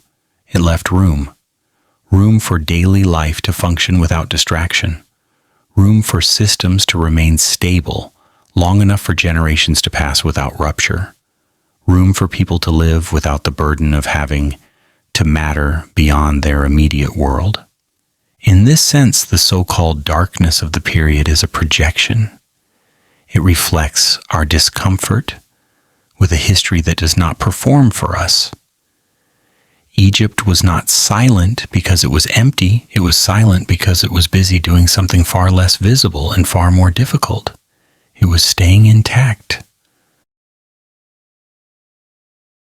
And that, quietly, was its achievement. What ultimately defines this period is not what it failed to produce, but what it refused to lose. Egypt did not vanish culturally between 410 and 900 AD. It condensed. It gathered itself inward, preserving forms of life that did not require constant renewal to remain meaningful. This inward movement is easy to misread as emptiness, especially from a modern perspective trained to equate culture with output. But culture does not disappear simply because it stops advertising itself. In these centuries, meaning did not sit in novelty, it sat in recognition, in doing things the same way because the same way still worked, in speaking stories that did not need to be written down because everyone listening already knew how they ended, in gestures that carried weight precisely because they were repeated without commentary. This kind of culture does not leave sharp outlines, it leaves continuity. The mistake of calling this a dark period rests on the assumption that brightness is the default state of civilization. That creativity must always look expansive. That value must always be visible. Egypt quietly challenged that assumption. It demonstrated that restraint can be cultural, that maintenance can be meaningful, that survival itself can be a form of collective intelligence. What endured during these centuries was not stagnation but coherence, the ability of a society to keep feeding itself, organizing labor, Transmitting knowledge and absorbing change without breaking apart is not an absence of vitality. It is vitality redirected away from display and toward preservation. This redirection rarely produces artifacts that demand attention centuries later, but it produces something far more difficult to achieve. It produces stability without rigidity. Silence in this context is not emptiness, it is equilibrium, a state where forces are balanced closely enough that nothing needs to shout to be heard. Egypt did not lack culture during this time, it lacked spectacle, and spectacle, history has shown repeatedly, is optional. By remaining intact, by refusing to fragment under pressure, by allowing life to continue without forcing it to perform, Egypt achieved something understated but remarkable. It passed through centuries of change without losing its internal logic. That logic did not need to be celebrated. It needed to function. So when we step back from this period and feel that it offers little to look at, it is worth asking whether we are searching for the wrong kind of evidence. Perhaps what matters here is not what rose, but what did not fall, not what dazzled, but what endured quietly, day after day, without requiring history's approval. In that sense, this was not a dark age at all. It was an age that learned how to dim the lights, lower the voice, and continue living without interruption. And in doing so, it reminds us of something easily forgotten, that a civilization does not need to shine constantly to remain alive. Sometimes, it only needs to hold together. What truly defined this period? At the core of this period was not collapse, transformation, or awakening. It was limitation. And within that limitation, a particular kind of stability took shape. Life in Egypt between 410 and 900 AD offered few personal choices in the way we understand choice today. This was not experienced as deprivation. It was experienced as structure. Paths were narrow, but they were clear. You did not spend energy deciding who to become. You spent energy becoming competent at what was already required. The absence of endless options reduced uncertainty. It focused attention. It made effort legible. Most obligations repeated, not symbolically but physically. The same tasks returned with each season. The same responsibilities resurfaced with predictable timing. Work did not demand reinvention. It demanded consistency. And consistency practiced long enough becomes grounding. When you know what will be asked of you, anxiety loses much of its power. Life was not designed to stand out. Standing out attracted attention, and attention often carried risk. Visibility did not offer protection. Reliability did. The social fabric rewarded those who fit smoothly into its rhythm, rather than those who disrupted it. Quiet competence mattered more than distinction. Stability mattered more than expression. Because of this, ambition narrowed. Not all ambition disappeared, but it changed shape. Instead of aiming upward, it aimed forward. The central goal was not improvement in the abstract sense. It was continuation. Getting through this season with enough intact to face the next one. That goal did not require brilliance. It required patience. Seasonal survival became the measure of success. Did the household endure until the next cycle? Did storage last? Did repairs hold? Did the body recover enough to work again? These questions defined life more than ideals ever could. Progress was not imagined as linear. It was imagined as circular, returning again to the same point with enough strength to repeat the motion. This circularity is often mistaken for stagnation. In reality, it was adaptation stretched across time. Adjustments were made slowly, layered gently onto existing habits. Nothing was forced to change faster than people could absorb it. This prevented rupture. It allowed systems to bend without breaking. Egypt in these centuries did not aim for greatness. It aimed for survivability. It reduced speed where speed threatened stability. It accepted limits where excess would have caused strain. This reduction was not passive. It was intentional, even if it was never articulated as philosophy. What resulted was not a society without life, but a society without spectacle. No constant upheaval, no hunger for transformation, no need to announce itself to the future. Life flowed at a pace the body could tolerate, and the land could support. This is why describing the period as empty misses its essence. It was full of repetition, obligation, and quiet labor. Full of days that ended properly. Full of nights that arrived without conflict. Full of people who did not imagine themselves as historical actors, yet carried history forward through endurance alone.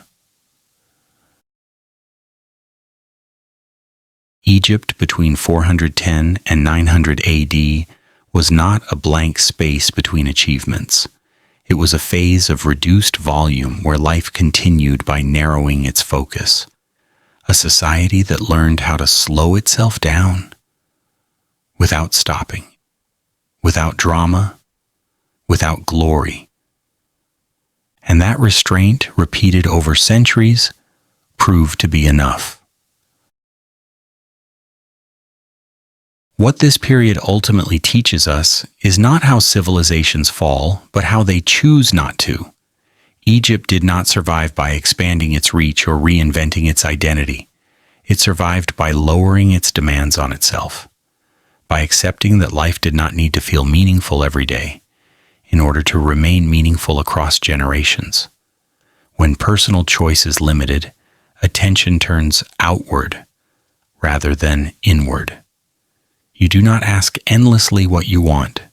You ask what is required. This does not erase individuality, but it places individuality inside a shared structure.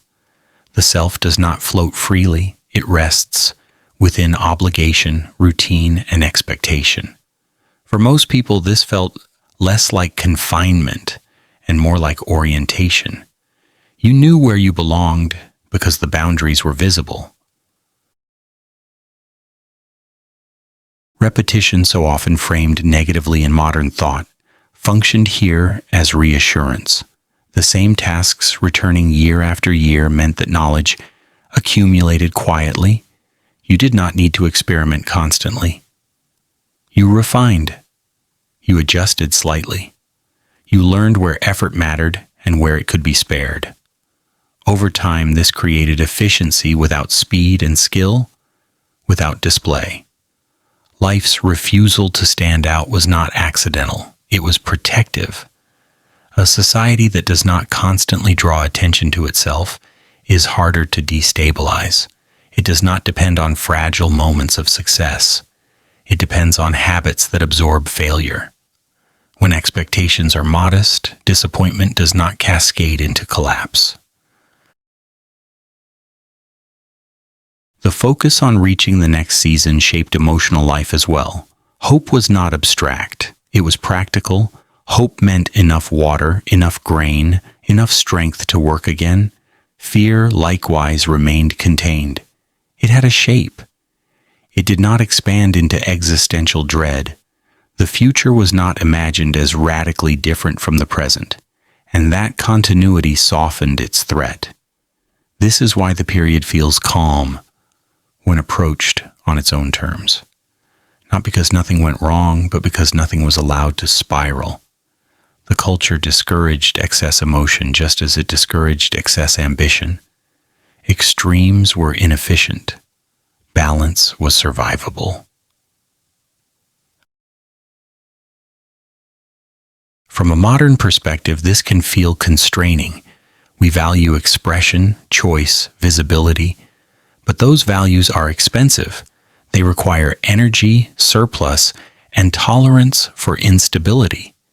Egypt in these centuries chose differently. It chose coherence over expression, endurance over brilliance, and that choice worked. The absence of drama was not a failure of imagination, it was an investment in continuity. By narrowing life to what could reliably be maintained, Egypt created a buffer against disruption. The society did not need constant renewal because it never pushed itself to the point of exhaustion. So when we reach the quiet conclusion of this chapter, what remains is a recognition that history does not always advance through moments worth retelling. Sometimes it advances through restraint, through lives that accept limitation and continue anyway, through societies that understand that survival is not always loud.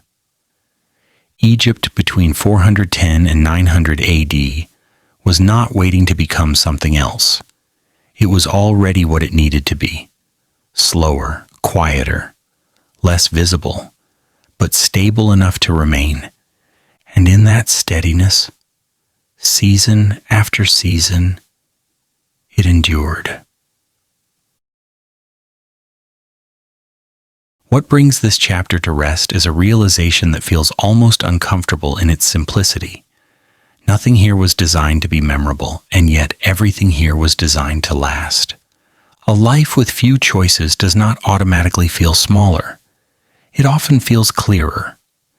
When options are limited, attention sharpens around what matters immediately.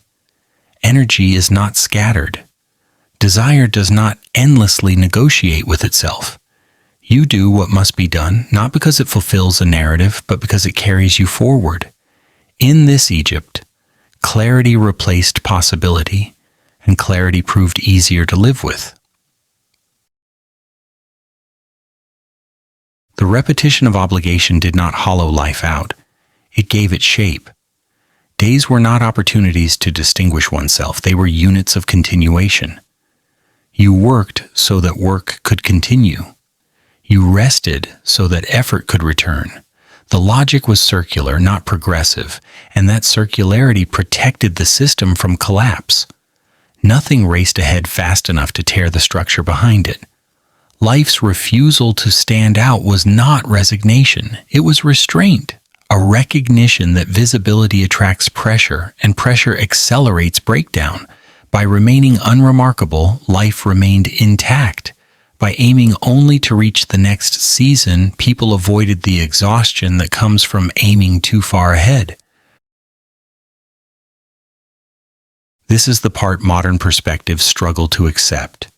We are trained to believe that life must point somewhere. That meaning must accumulate.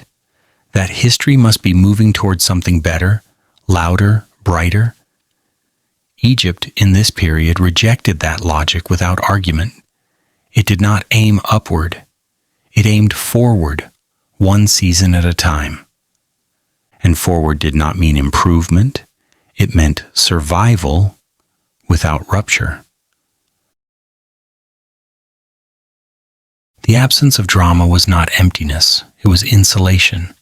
Emotional extremes were dampened because expectations were narrow. Hope did not inflate itself into fantasy. Fear did not expand into panic. Both were kept close to material reality. Enough water, enough grain, enough strength to continue. That was the scale on which life operated. Seen from the outside, this can feel like a narrowing of the human experience. Seen from within, it felt like balance. A balance between effort and rest, between obligation and recovery, between what could be controlled and what could not. The system did not promise happiness. It promised continuity. And continuity in uncertain centuries was a powerful offer. So Egypt between 410 and 900 AD was not a blank interval between achievements. It was a period that chose to slow itself down rather than tear itself apart, a society that reduced volume, reduced ambition, reduced visibility, and in doing so increased its chances of remaining whole. No spectacle, no heroics, no decisive turning point. Just a steady movement from one season into the next, carried by people who did not imagine they were doing anything extraordinary. And because they did not, they endured. That is the core of this period. Not absence, not decline, but a quiet, deliberate decision to continue. Nothing collapsed, nothing needed to hurry, and that was enough. Here, at the end of this long and quiet walk, nothing dramatic waits for us, no final revelation, no sharp conclusion meant to impress or awaken, only a gentle settling, the way a place feels when it has been understood well enough to be left alone. Egypt did not ask to be remembered for these centuries. It did not raise monuments to mark survival. It did not insist that anyone notice how carefully it had learned to continue. And perhaps that is the most Egyptian ending possible. Not a full stop, not an exclamation, just a line that fades naturally when the light is no longer sufficient to read. When we step back now, what remains is not an image of loss, but of restraint, a civilization that learned, slowly and without ceremony, that survival improves when expectations shrink, that life becomes more durable when it is no longer asked to perform, that history, when allowed to move quietly, often lasts longer than history that demands to be seen. This Egypt did not chase meaning. It allowed meaning to accumulate gently through repetition, through days that ended properly, through nights that arrived without argument, through work that was sufficient rather than heroic, through rest that did not need justification, through people who did not imagine themselves as important and therefore carried importance without strain. There is something faintly ironic in this, and Egypt would likely appreciate that irony. We remember civilizations for their loud moments, their peaks, their declarations. Yet the moments that truly sustain a society rarely look like moments at all. They look like routines, like habits, like decisions not to escalate when escalation is possible. The people of this period did not speak of resilience. They practiced it, quietly, repeatedly, without naming it. They did not frame their lives as meaningful contributions to history. They framed them as necessary responses to the day. And because the day kept returning, so did the response. This is not the kind of story that flatters modern sensibilities. We prefer narratives of choice, of self-definition, of progress that accelerates. Egypt, between 410 and 900 AD, offers none of that. It offers limitation, obligation, repetition, and in doing so, it offers something else we rarely acknowledge: relief. Relief from having to matter constantly. Relief from having to improve endlessly. Relief from the pressure to become more than what the body, the land, and the day can reasonably sustain. There is a softness here that does not come from comfort, but from alignment. When life is arranged close to its material limits, anxiety has fewer places to hide. You know what the day will ask. You know when it will end. You know that tomorrow will resemble today closely enough to be manageable. This does not make life easy. It makes it bearable. And bearability, sustained over centuries, becomes endurance. Perhaps this is why the period feels so calm when we finally stop demanding that it entertain us. The calm was not an absence of struggle. It was the absence of unnecessary struggle. Energy was conserved. Emotion was moderated. Expectation was kept within reach. Egypt did not exhaust itself trying to be exceptional. It allowed itself to be adequate, and adequacy, when practiced patiently, turns out to be a remarkably strong position. There is a quiet humor in imagining how little the people of this time would care about our debates over their significance. They would likely find the question strange. What mattered to them was whether the canal held, whether the grain lasted, whether the roof needed repair before the next season. History, as a category, would have felt distant and irrelevant. And yet, history depended entirely on them. It depended on the farmer who planted again without believing it would change the world, on the craft worker who repaired rather than replaced, on the carrier who walked the same path without expecting it to lead somewhere new, on the household that rested when darkness arrived instead of forcing the day to continue. These were not heroic acts. That is precisely why they worked.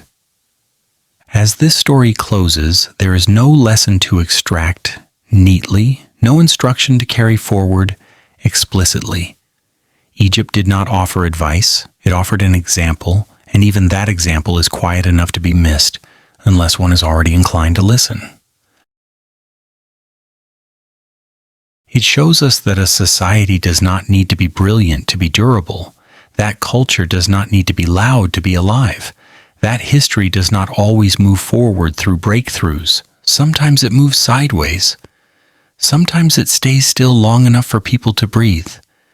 And perhaps that is why this story belongs at night. It belongs in the hours when ambition loosens its grip, when the urge to optimize fades, when the day has finished its shape and nothing more needs to be added. In those hours, Egypt's long, quiet centuries make a kind of sense that they rarely do in daylight. Because at night we understand something that the day encourages us to forget, that stopping is not failure, that rest is not retreat, that silence is not absence. Egypt understood this long before we did. It did not race toward the future.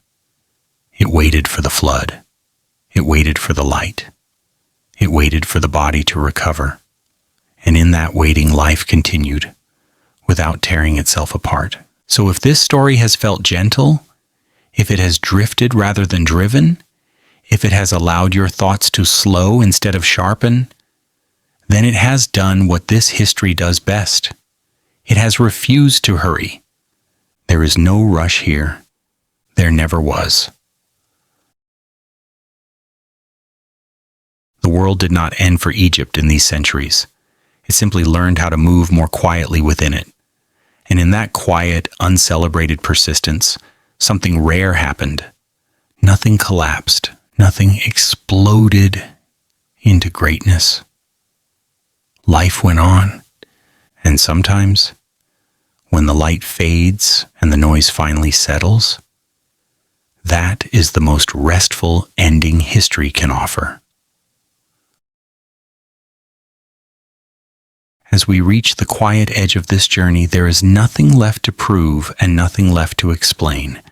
The story does not end with a conclusion so much as it settles the way a long day settles when the light fades and effort finally releases its grip.